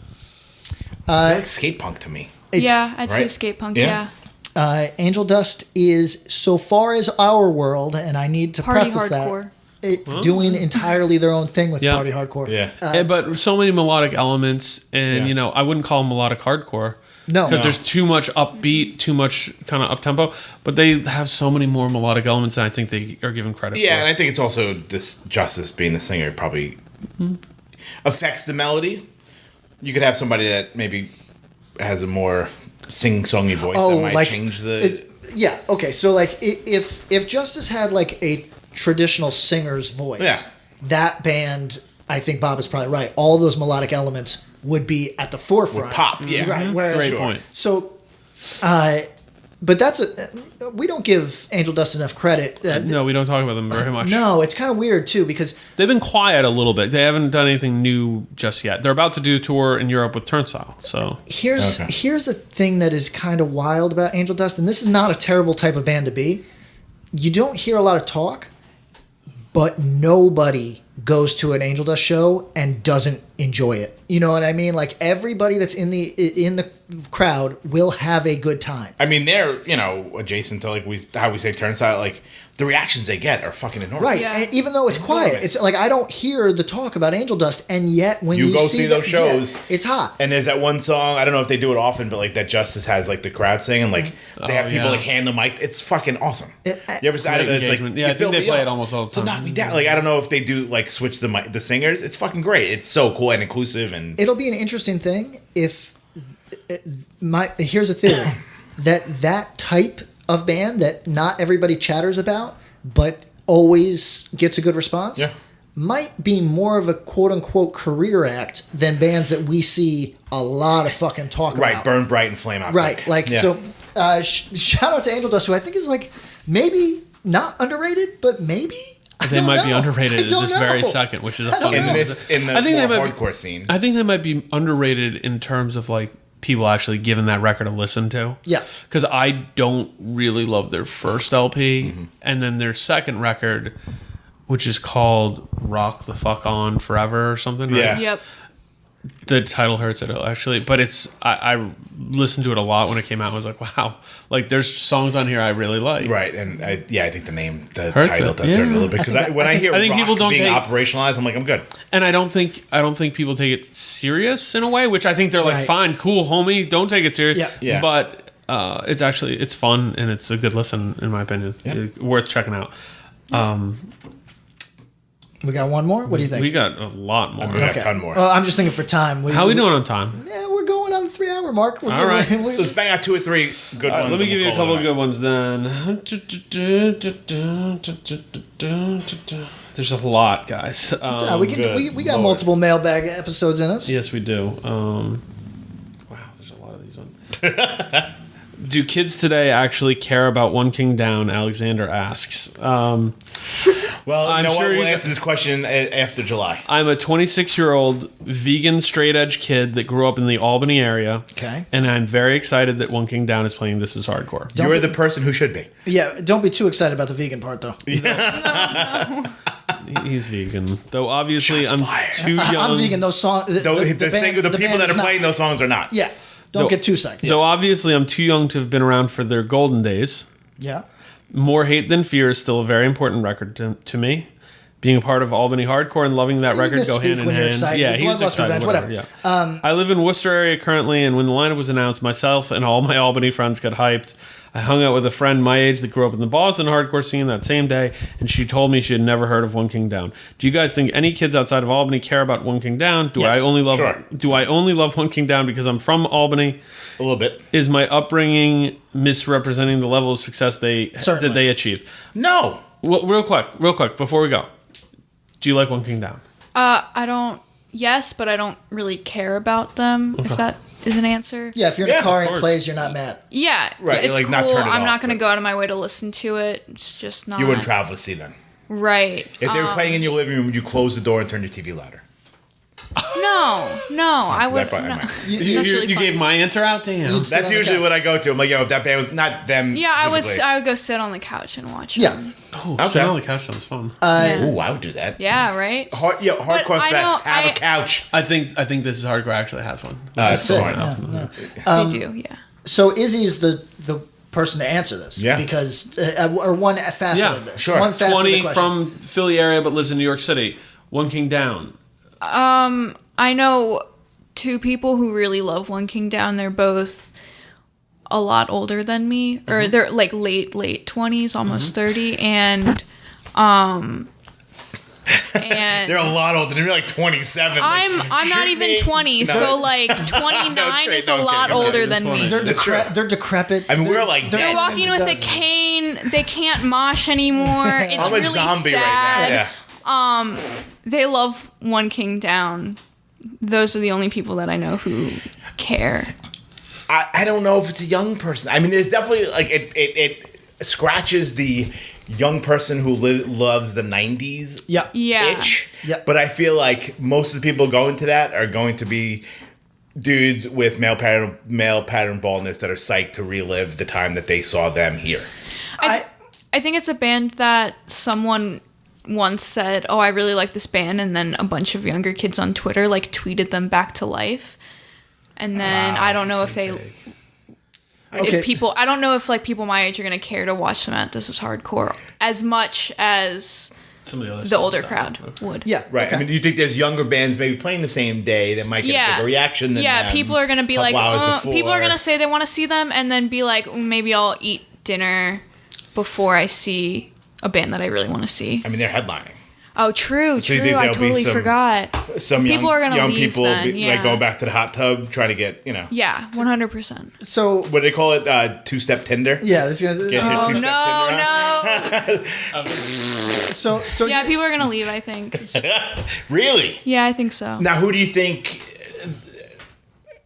But people always leave. Like even people who. headlining is tough? Yeah, yeah. But do you think there's any band before them that's going to sort of like be that line in the sand that it's like old versus new? I obviously don't know the lineup off the top of my head if I didn't remember that they were headlining. So, Sure. That's true. yeah, That's don't it. ask me that. I feel like there might be a band from the Midwest. That Yeah, well, I think without question. Yeah. But here's the thing. Am I qualified to answer this or not? Because You're I'm super qualified. I'm from Albany, but I also beef with the dudes. So no, but you also. I mean, I don't. But You also made us watch One King Down videos. You just brought your laptop. Yeah, Me and you Tom did. That was Me like- and Tom were trying to eat pizza. Patrick walks out with the laptop and a One King Down video queued up, and it's like press it's like a play. fucking Clockwork Orange. I'm like, yo, can we watch anything? Like, I'll watch shit. It was right now while I'm really. eating pizza. It was one of my favorite underrated Patrick moments because he was really excited to do it, and I was excited to do it with him, but I didn't get much out Until of it. Bob was like, yo, it's been 10. Is this the same song? Yeah. It's been 10 minutes. okay, so You're super qualified, please. Yes. I Work some stuff out for this young man. the real answers to those questions. Tom is going to say they were that big, right? That they were. I don't think that's true, honestly. I don't think that's true. I'm not shitting on them. I'm not saying they did badly or anything like that. I like, look, this is a band that I think in many regards is underrated. Like, I think that record, that Bloodlust Revenge, is a good fucking record, right? So underrated in that respect. Also, totally Magnetic Live. We've talked about it. And I think in the canon of what people talk about in the 90s, they slipped through the cracks a Yes. little bit. So Yes. For a band that was as popular as they were in the 90s, there's more. Yeah. They were bigger than fucking Harvest and Disembodied. But those bands we're forgetting that those bands weren't even fake big. I think Harvest was, and I like Harvest as much as anybody could. And I'm going to say that Harvest was never an ongoing concern Some places for they definitely anyone. were. I don't know. Syracuse, they were humongous. what does that mean? They did 2 shows probably, right? Like, Right. But I mean, I think like of those, like One King Down was definitely one of the bigger bands of our time. Like at that time, absolutely. you know what? Dude, having lived it, you were doing shows. Yeah. You were doing shows, so you can say better than I can. But were they as big as Albany? No. How did they do in like the city? In like Long city was Island or weird. yeah, I know. The city, no, you're city's totally, always no, you're weird. totally right. How did they do in non-upstate, like Long Island, anywhere? Like you played a good amount of shows with One King Down? Yeah, I think so. Okay, I mean, they did pretty as good. well as bands did at that time. Yeah. Okay. Okay. You know, That's a there good was way like to say it. the Earth Crisis, the Strifes, the Snapcases, Yeah. and then the rest of us. Then the next level. Okay. And they were definitely bigger than all of like the bands that we used to play with for the most part. okay, so I'm going to defer to Tom because he was Yeah, doing I agree. traveling shows. Yeah. You were touring. Yeah. So I defer to you. And I mean, I probably saw them by accident. But Yeah. you know, I was Yeah. 16, so whatever. Right. Fuck me. But to answer this person's question, I don't know if what Tom just said is going to equate to a big reaction or if A lot of people left in the meantime. a lot of A lot people, of kids are not like. They might be like. Are you singing Helmet? Yeah. That's a fucking hard song. More people need to cover Helmet. a lot of people So I did that. who might have been One King Down fans are now fans of Late Night with Jimmy Kimmel And Florida you know what Georgia I mean? Line and Yeah, right. Going to see The- the fucking the- string cheese incident. Yeah, they're fan. 4th of July down at the Egg. One King Down, and this is not a knock against the band. I feel like because I don't love some of these people that I'm coming off away. Yeah. One King Down, part of their power was that they appealed to casual people in the same way that Snapcase did. Yeah. You know what I mean? And They had a great recording at the time. great recording, Yeah. legible vocals, and big riffs. We've talked about it. Lots of riffs. And so they appeal to a casual norm. I'm just going to say my hardcore friends from Albany are obviously all aware of this. And they My- were definitely driving down 87 to Philadelphia. I know they're Or not. waiting. But Or they're not. I don't think they are, no. But Are they waiting for the hometown gig? Yes, but and to be honest, then I you know what? Well, some of these people are going to skip regardless. But here's the thing: my friends who went to many One King Down shows, but aren't plugged in. I honestly don't think are aware that they're doing this. This I think I'm going to posit. We talked about this. If you are the type of music that appeals to a person who never leaves their hometown. What's your boy from Albany that you always refer to? The imaginary one, Lyman. Lyman, the imaginary Lyman. If you're Lyman. that person, oh, he's psyched as fuck. You know what I mean? That's one of the 5. He's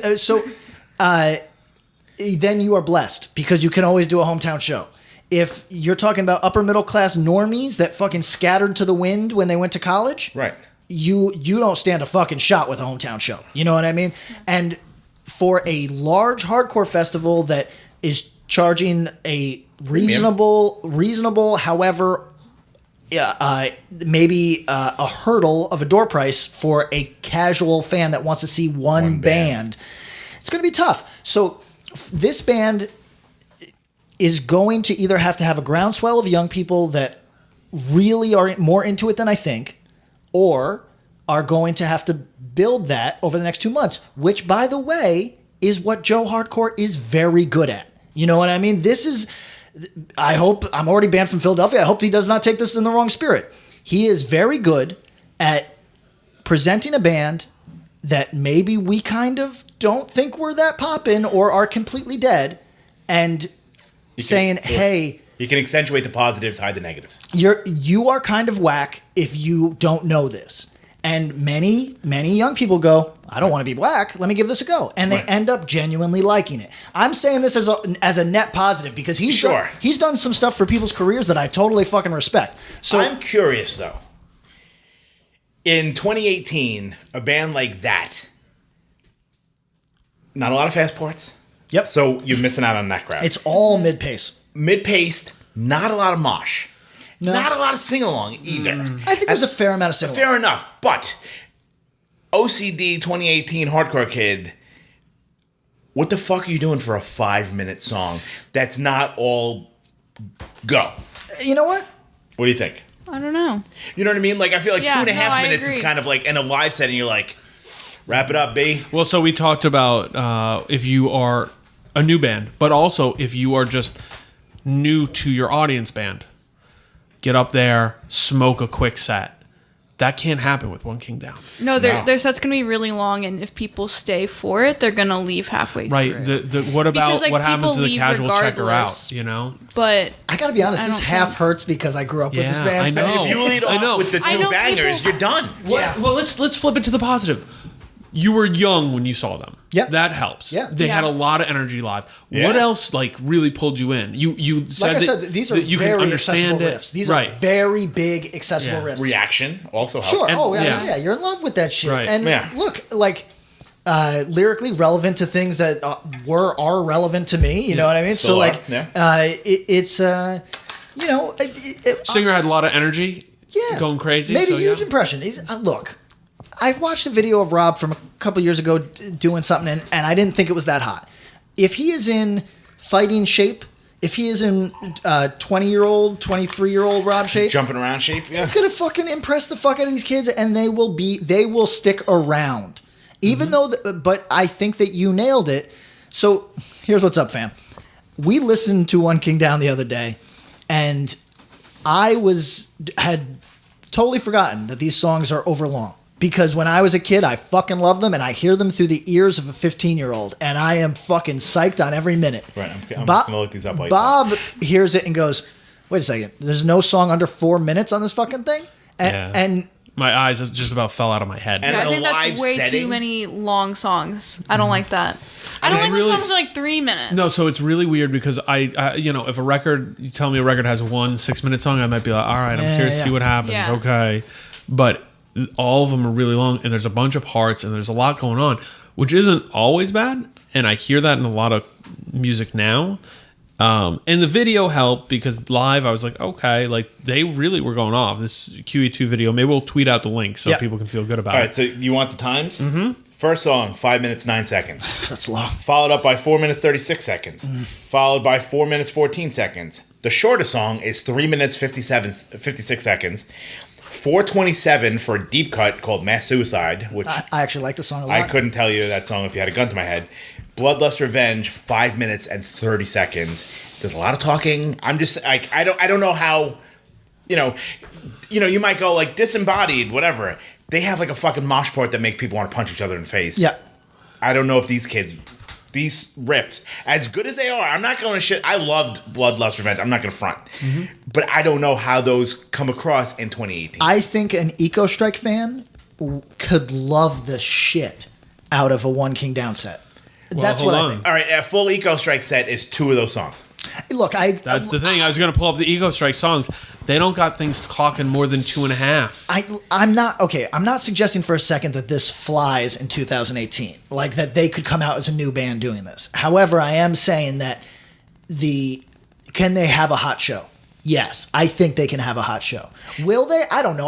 Look, if I had Did to, we think Shelter was gonna have a fucking hot show at No, 12:30 and they on a killed Sunday it. night, and they did great. Right. So, Ego Okay. Strike 323, 229, 147, 252, 135, 226, 250. those songs are even kind of long. Yeah. I feel like 3 minutes on a hardcore song is a little pushing it a little bit. Long. fucking yeah. arduous. So I told you my girl is enthusiastic. Yep. If we're on the East Coast, we're gonna fucking go, and she will fucking bounce the whole time. I bet. You And know what I mean? think you'll get a cool One King Down shirt out of this at the least. I feel like you're due for a good One King Down shirt. Probably a jersey. Oh, I would wear jersey. And how do you fill out an entire set, a headlining set? You're third from the top. You can play fucking Bloodlust Revenge in order. Peace. See you later. Wouldn't that be the move? Wouldn't that, That would be the cool? move. That would You be the just move. Go hit it. Maybe even cut the one dead song. And be like, we were One King Down. Boom, 5 songs. Boom. But I it's mean- going to be like, I paid $52 to see you know what? 5 songs? No. I think that their fans.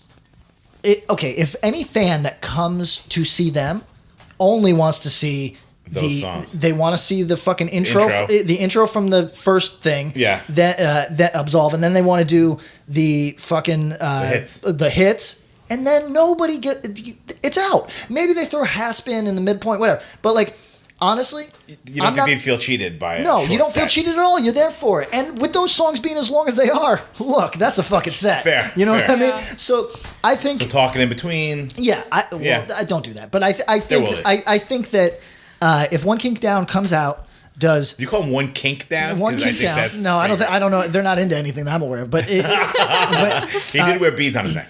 One King Down. If One King Down comes out, does Absolve intro into Nine Eyes, right? Is that what it is? I think it's called Nine Eyes. You do Nine Eyes into the hits with Hasp in the middle, and you close out with. You got to close with More Hate Than Fear. You close That's with the hit. you close with More Hate Than Fear, But they won't. Everybody Leaves happy. leaves happy. Look, One King Down dudes, regardless of how. Do what I just said, and this will be fun, and you'll get another payday a half a year from now, a year from now. And Patrick signing on as your manager. Yeah. We good? Let me figure this out for you. Perfect. All right. We'll kind of do a couple quick ones then. Nothing's quick. I know. Daniel Brennan, our buddy. Thank you, Dan. What's up with live records in hardcore? For a minute, they were kind of common. Releases like AF at CB's, Creepy Crawl Live, the California Takeover, and a surplus of other official, semi-official output, plus the classic Let's Tack on 5 long songs to the end of this reissue. Yep. Were a method of getting a live vibe for a band that you had never seen, could never see, even if it wasn't always the most accurate representation. Recent examples are few and far between. However, Converge did one last year, and it felt like it went a bit under the radar relative to how their releases are normally received. Actually, false. I think that thing was big. That Yeah? live, yeah. Oh, Yeah, but sold is that the big. one with the wild layout? Yes. That had the it was- different. It's the different right? covers. I'm gonna say, And no, you're thinking of the new album with the foil. foil. That's it the new foil? album. Oh. The Jane Doe Live had 5 different interpretations of the Jane Doe classic. Oh, okay. Which is actually All right. really cool. I got All one right. of them. Has YouTube rendered these null and void? Is there still any place for such a thing? Were any of these ever good to begin with? Should the banter on AF Live at CB's be taught in schools? Bonus content. If captured properly, is there a current band that would most benefit from this format? Thank you, Dan. Great question. Live records. I responded to him. What I said was... quick take is that they're decreasingly financially viable to actually release. You still see some live tapes here and there, small cassette-only style stuff. Videos haven't helped releases of live records. Mm-hmm. The move towards people really having a hard time with rough recordings hasn't helped either. And the drop in sales of records, studio or live or whatever, definitely hasn't helped. Is there still a place? Yes, but it's a shrinking space. Yeah, I mean, I think if, the things that he named, the Creeper Crawl record is a pretty underrated record. Live record. The AF live record is really what got me into AF. Yep. I mean, I think that's everyone's probably go-to for AF at this point. I feel like That's interesting. if you think so? about it, it's like the greatest hits on a fucking... Yeah. And it's recorded really well. The banter's great. I think California Takeover. California big Takeover's record. great. I mean, personally... What? No, please. No, please.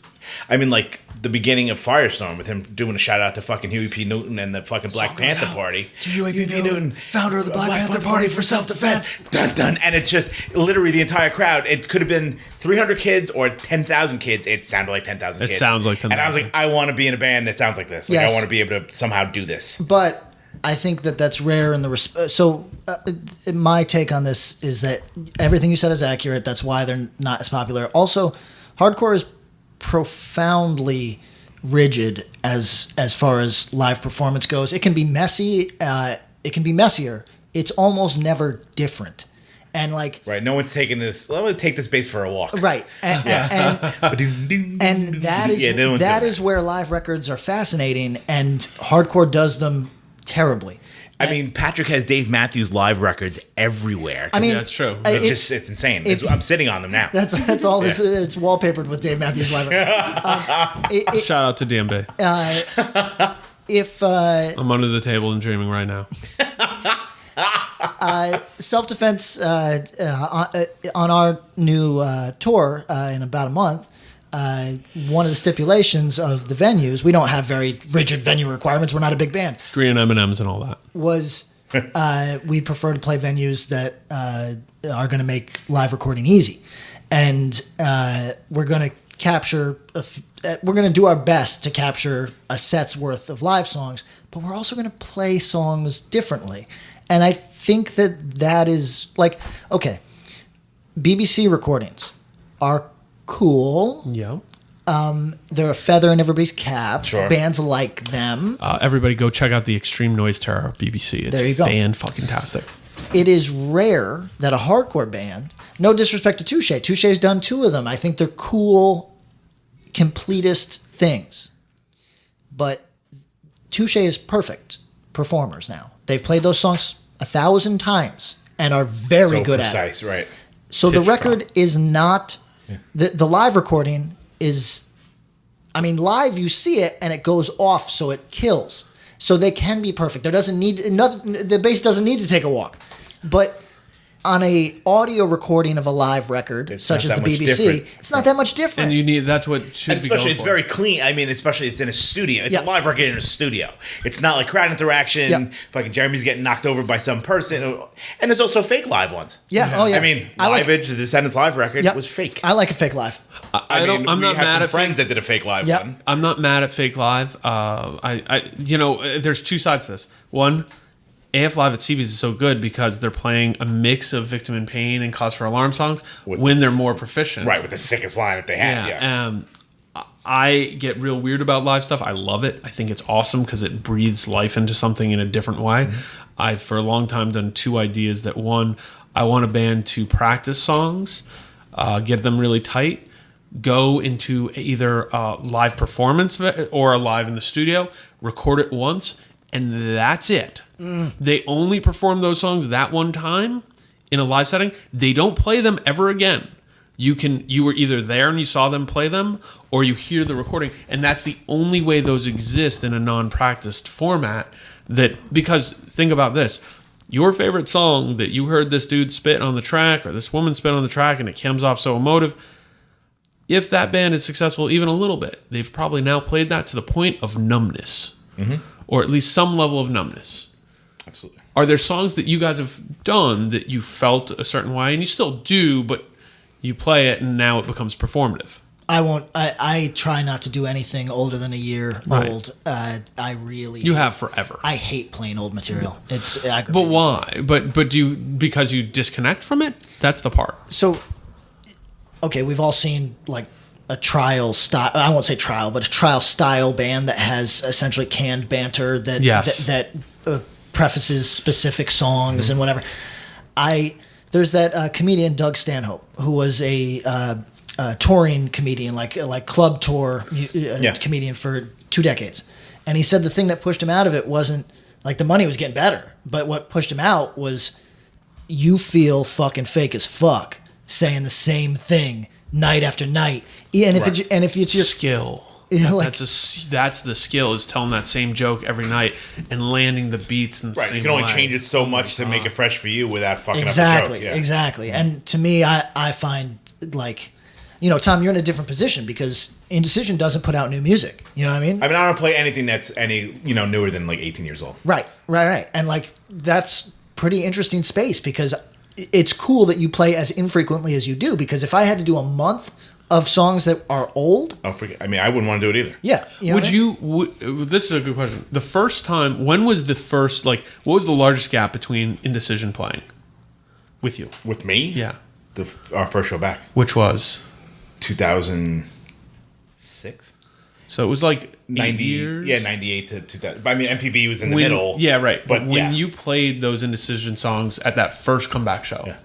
that must have kicked up feelings in a different way, like a way that's like, oh my God. Yeah, I wanted to run through a fucking wall. Yeah. Right. Yeah, absolutely. Right. And do you think you'd feel that if you played old songs? I don't know. Let's get all heavy. A man can't stand in the same river twice. You know what I mean? Because both I don't know. I think you can. both the water is different and the man. You know what I Okay, mean? That's So- true. so- Well, and that's not to say that you'd feel the same way. no, that's what I mean. Yeah, right, Is that I could play songs again? Look, I've said it. yourself in the I've said it. mindset. I've said Right. it a million times. I have played songs for 6 months, and on month 6, I realized what the song is about. You know what I mean? Like, and these are things that I thought I knew what they were about when I wrote them, and then on stage I go, that's about something else, and that's a fascinating learning experience as a creative person or whatever. But like, yeah, I could play old material with the understanding that it would be to explore it, but I would also disappoint everybody because I would not want to play it to album. Right. You know what I mean? Not to album specs at all. Ever. You know what I mean? Like perhaps unrecognizable. What do you think about live records? Or live recordings, like, you know? I don't listen to a ton of live recordings just because the recording quality kind of Sucks. is not. Yeah, I don't like listening to music with bad recording quality. Also, I can watch a Hate 5.6 video. Right, and I think that's where the big switch comes from. Absolutely. And I think that's why it's not as popular. Absolutely. Right, because then you get the visual with this. I mean, Right. As a kid, so like one of the first records I ever got was that Bruce Springsteen put out like a 10-year retrospective of like all live stuff, like you're doing, but it's like here's me in London, here's me at Giant Stadium, like and all sort of stuff, and like like my older sister waited in line to go buy it. Yeah. But like so that's the first thing I had ever heard, like one of the first things I'd ever owned myself. So it's kind of like. Live records was such an important thing to me because it's like, oh, like you hear the crowd singing, he plays it a little different, he adds this into it, all this sort of stuff. But I feel like, there was no video. And like when I first saw, like, I don't know if you like the AF live video with rock that kind of came out years after the fact. Like you see, they bring out Freddie on the record, he's singing Last Warning or whatever. You see the video of him doing it. It's weird. It's so different, I'm sure. It doesn't like, I never pictured that. Yeah. Right. So it almost sort of like it weirds it out for me because it's like, I never thought it was like looking at you now on this guy's shoulder singing fucking Last Warning or whatever. It's just strange. It's weird. Yeah, it's weird. I think that's one piece that I feel disconnected a bit from is that hardcore videos have always been weird to me watching them because it's like it just is a separation, but I see why people vibe on it. I see listening to a live record as hearing and kind of feeling some of the energy, but not in a way that I was there. I can listen to Kiss Alive too, and those are my versions of those songs, Right. But I don't feel like I was in the audience, but You know the banter. I know the banter well. But videos are so different, and I think people catch the energy in a different way. Yeah. Watched the Blacklisted one last night. All right. We're going to go quick on this. This is actually a pretty good one. Two things. This is Daniel. Hey, Daniel. Why the fuck does no one ever talk about the Degenerics? I'm going to stop right there. Patrick, do you know who the Degenerics are? Not a fucking clue. Because not everyone is from New Jersey. Tom, and this person's not, which is funny. Do you know who they are? I know they are, yeah. Okay. Absolutely. Do you have any thoughts on them? No. All right. Daniel is from Chicago. Is it because they have a stupid name? No, it's because nobody knows who they are. I saw them play Chicago Fest years ago. They played Chicago Fest 2001, I believe. That's years ago. And they were great, and their full length is super creative. Their full length is very good. I really like their 7 inches. They're a band from New Jersey who owned the New Brunswick scene for about 3 or 4 years in the late 90s. But they never did a full U.S. tour. There's bands who started well underneath their sun, traveled, toured, became huge, while the Degenerics were still at home playing packed New Brunswick basements, and that's all they did. Did they ever go on to anything else? No, not really. No, so like Not really. Like the one dude went and played in a later version of Ensign, Frank, and one of the dudes went and did a couple small bands. Nothing. Okay. 2, Patrick knows a lot about Christian hardcore. That was a surprise. Yeah. I came up in that world, and while I'm not a believer these days, the shit that dude mentions, pensive, believer, knowing the Chai Halud, but strong arm, makes me wonder if you'd ever go do a deep dive, maybe in conjunction with a Christian core exploration.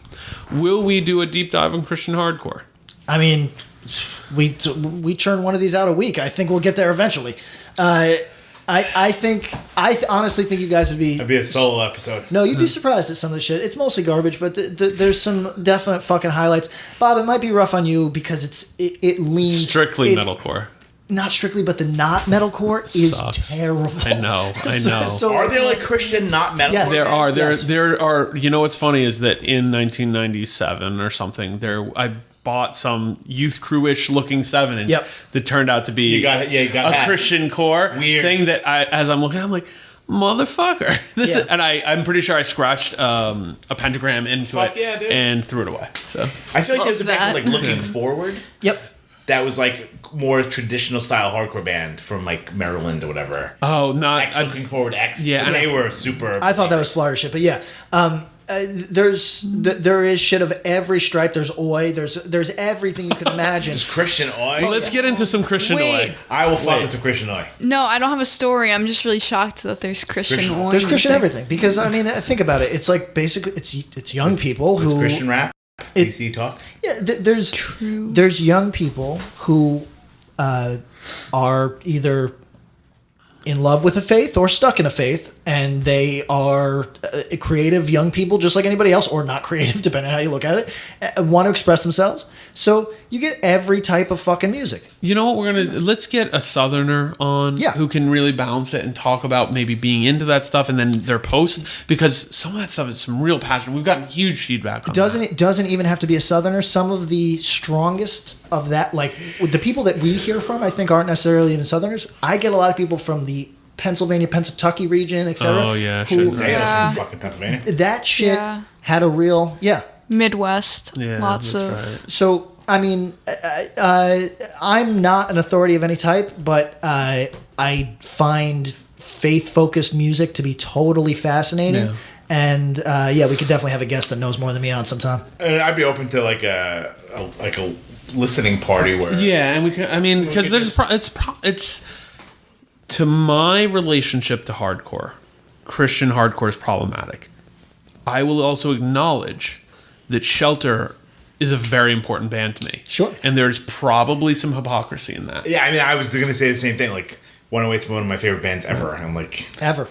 I've had one band sticker, as I've said, on my car at any point in my life, and it was a Shelter sticker, and that's it. right. So how can we be like, fuck this other stuff? But Right, and I don't, and I'm not, and right, You know I'm what I not, mean? Like- I'm not a believer. No. But I was able to take things from a lot of, Krishna bands that I was like, this is meaningful to me, So, Well, we will dive on I'm it. also going to say, like, we talk about the difference between who we were at 20 and who we are at 108. And as we are now. I think that a thing that's... I think it's 108 in this room right now. I think a thing that sticks out is young people want everything to be hyper consistent.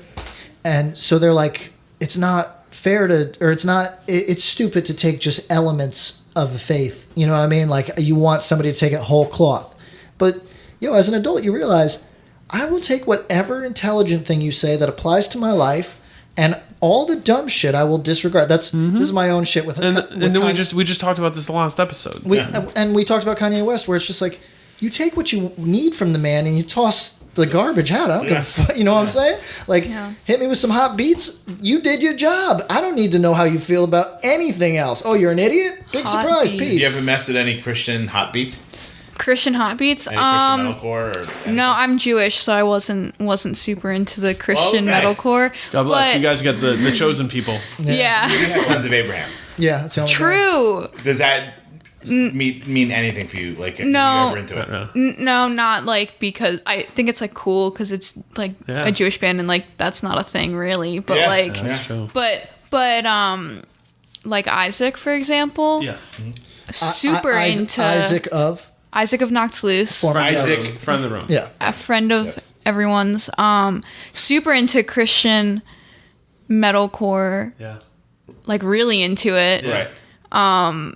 Made me kind of interested in it just because I didn't know that many people that into Sure. like faith-based heavy music, but not something I've really explored. So All right, so you'll be back on for our suicide prank of listening. yeah, for sure. I want to like write an essay about like whether or not Christian like metalcore bands actually turned people Christian. They did. Did they? Yeah. Yeah. You See, think so? I'm interested in that. Yeah, they did. That's amazing. All right. right, Do we cool. have time for one more? We'll be quick. If it's short, I think. That's fading. This is the most tired. No, we're just at well over 3 hours. All right, now. Oh, no. Oh my god! And it's also been the first hot day in New York City we're in dying. like Yeah, it's 3 really years. hot I in think here. Yeah. it was like 90 degrees, and it's Yeah. about 98 degrees in this room right now. Nick Greer. I started listening around episode 6, haven't gone back, so apologies to cover this. I'm really curious about why trash talk gets such a bad rap. No pun intended. Their relatively recent crossover affiliations with Converse and Odd Future are going to draw some obvious criticism, but even before that, people were calling their early EPs quote, fake power violence and treating them like outsiders. Why? What Nick, is there a thank you. time machine? Did we take a time machine somewhere? I didn't know nobody says that about Trash Talk now. Not now. 10 years ago, sure. 10 Were years. they? I mean, I like those. You know why? Because the true lack of interest fan isn't giving any credence to Ceremony, Correct, or Trash Talk, correct, or Outbreak, or the bands that were maybe taking some nods from blast beats and fast music, and maybe had an Infest record, but weren't dyed-in-the-wool power violence people. And there was a huge offense taken to all of that. Which, that was real, that happened. We should point out that particular individual, the type of person, and there's probably only 40 of them in the United States, but they were just Some really of them live in loud. Albany and they're gloom. Yeah, they're just really loud.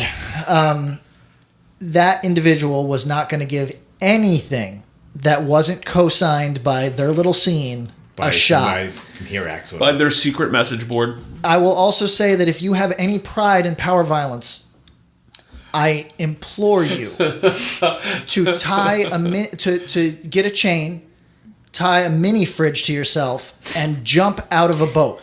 Wow. Axe to Grind 2018. Power, violent, and proud.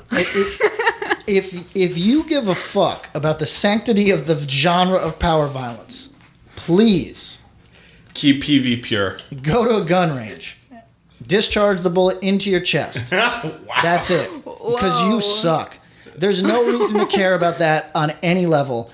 If you were a dumb fucking 19-year-old that pretended that you were down for 30 years and you give a fuck about power violence, and now you are a fucking, obviously, you are an evil corporate litigator, okay, you're forgiven. If you still care, dear God. Hey. Dear fucking God. Spaz did a split with 25 to Life. And If it's good enough for them, and it wasn't ironic. UNITY. And it wasn't ironic.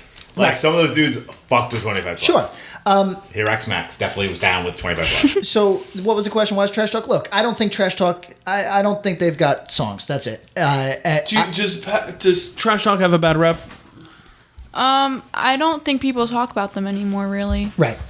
That's because they don't have songs. I think they're off radar. They are an exceptional live act and one of the most important bands of their era. I'm taking nothing from them. Have you ever liked Trash Talk? Yes. Okay. I still like Trash Talk, but they're also, I think they're like fun to see live. I don't listen to them a ton on my own. They're also, I think they've moved out of like the dedicated hardcore scene, like the people who are going to watch this podcast, and they're the people who read Vice and Noisy. Right. But have they changed stylistically, do you think? Or it's just like a different crowd? I mean, they're the same kind of... Yeah, Musically, it's evolved, but... You know. Yeah, it's evolved, but I don't think it's like changed drastically or anything like that. Right, so like a kid that liked, what was I had that first record, I don't know what the fuck it was called. But like, it's not that much different that if they gave them a chance, like in a vacuum, they'd probably enjoy it. Yeah, no, But it's just kind of written off because of their fan base and stuff? Yeah, I think it's written off because of their fan base, because of their like association to like Hollywood and like fashion and Supreme and like hype beast things. Yeah. I don't know. I still think they're cool. Yeah. They carved their own way. It's a total shout out from me, except I just don't think they're songs. I got love for multiple dudes in that band. Cool dudes. Never was my thing totally musically, but live it was good. And they were a band who, as we've discussed, there's a place for bands in hardcore if you do it live. Yeah. Your records could be nuts. And I don't mean in a good way. They could be sagging. Yeah. And if you're live, people will care. I mean, we forget that, like, that was everybody in the band was on and killing it, and a frontman who really, at the personal expense of his safety and health, performed. Yeah. Like that was a top tier performance band that I think there's not a ton to go back to if you're not watching them. If they're not playing in front of you, what are you going to do? Put on a Trash Talk record and bop around? No, in the live, and that's a band who I think if you go live, people might be able to watch your videos and be like, this is cool, but it's such a different feeling than when you actually see it. When you see it, you feel it. There's like a palpable danger sometimes, I think, with them, which doesn't, But I mean, those dudes just did a tour with fucking Action Bronson. Yeah. And it didn't not make sense. Yeah. Well, and their show, that show was still cool because they played here in Brooklyn and in Manhattan. Right. still cool. Like they still, cool. it still went off. People were still moshing and stuff like that. Right, and like who else could really do that? Exactly. Not many. At this time. Like, No, but I mean, I think that they presaged a lot of what we're seeing. Oh, 100%. And, but as far as like, you're saying like the OG SoundCloud rapper? No, they're the OG hardcore band playing with rappers. yeah, Fair. yeah, and We're seeing that right now. I think Little Ugly Mane is playing a show in Richmond with Division of Mind. Yes. And that's because they found that kid that was always there, that was the crossover between those two things, who wanted to stage dive. You know what I mean? Yeah. Because, what do rappers want to do more than anything in life? Stage dive. Stage dive. love that shit. They love to very poorly stage dive. If you asked a rapper, hey, would you rather have money, drugs, women, they'd be like, no, I want to stage dive in an embarrassing 14-year-old at his first show. Yeah, hand waving. Get up, up. Yeah. That's all a rapper wants to do. Yeah. So like Trash Talk found those rappers and found that fan. And like, more power to them. I think what they've done is more, look, I don't see any reason when you are one of the top 3 hardcore bands of your era to stay playing hardcore shows exclusively. I think that is a suicide move for your band.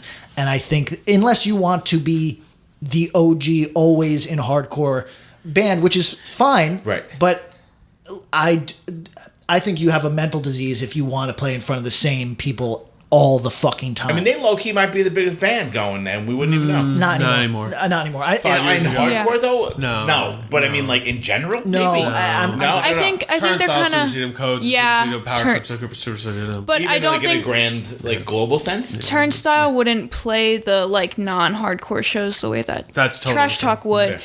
And I think that, like, there's something really special about the fact that they brought so many people into hardcore because they were able to cross over, and that those people like Lee made like an insane career for himself out of like being weird and crazy doing live shows. Yeah. I mean, they've made, Yeah. They've created their own lane. They have their own he has their own thing. Yeah. Babylon, Yeah. So I think I would also say that to talk about their music still doesn't appeal to me. I think they've actually gotten better over the years. Their music is more well-formed. Still not appealing to me, but it's better. That's actually an interesting tour as a Trash Talk Turnstile and throw a rapper on there. Sure. It'd be a good tour. I don't think it would happen, but it'd be a really good tour. Let's wrap it up with talking about, has anybody listened to anything? Because all I've listened to is fucking Integrity. And Izzy, you got anything that you've been listening to you want to shout out? I don't Thank you for being a guest, by the way. Yeah, thank you. Thank you for letting me say dumb things. Ongoing correspondent right here. Yep, that's me. Miracle Drug. They haven't released anything super new, but they're the best band, and everyone should listen to them. This is insane, and I don't understand what's happening. Miracle Drug is great. Look, I'm not mad at Miracle Drug. You know what I mean? I'm not mad at them. Right. It's just crazy that 2 young people have come onto the show and shouted out a band that is older than I am. That is fucking insane. They're older than I am, too. But all right, shout out to Miracle Drug. There you go. And like see them live if you can, because that's the coolest part. And they're about to tour, aren't they? Yeah. Oh, no shit. All right. And they're doing a tour with with someone.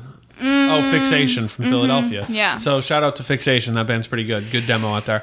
I listened to His Hero's Gone, Monument to Thieves today. It's been a long time, and that record's awesome. I'm trying to put together my top 10 bands in the 90s, and it's really tough. There's so many do I really, really like 10 bands from the 90s? It's tough for me. So. Wow. Oh. Tom, what you got? Anything new? I listened to some new Vane. Oh, Vane, fuck yeah. Yes. All right. I think it sounds great. I think they're going to be fucking gigantic in a year. And Yeah. Yeah. wait till you see the artwork and the videos. And Yeah, it's great. it's on. I think it sounds like Mudvayne, and I think that is not an insult to them. And I don't think it sounds like Mudvayne. video I looks like actually thought, I only listened to a couple tracks. I actually was impressed with how much I did like it.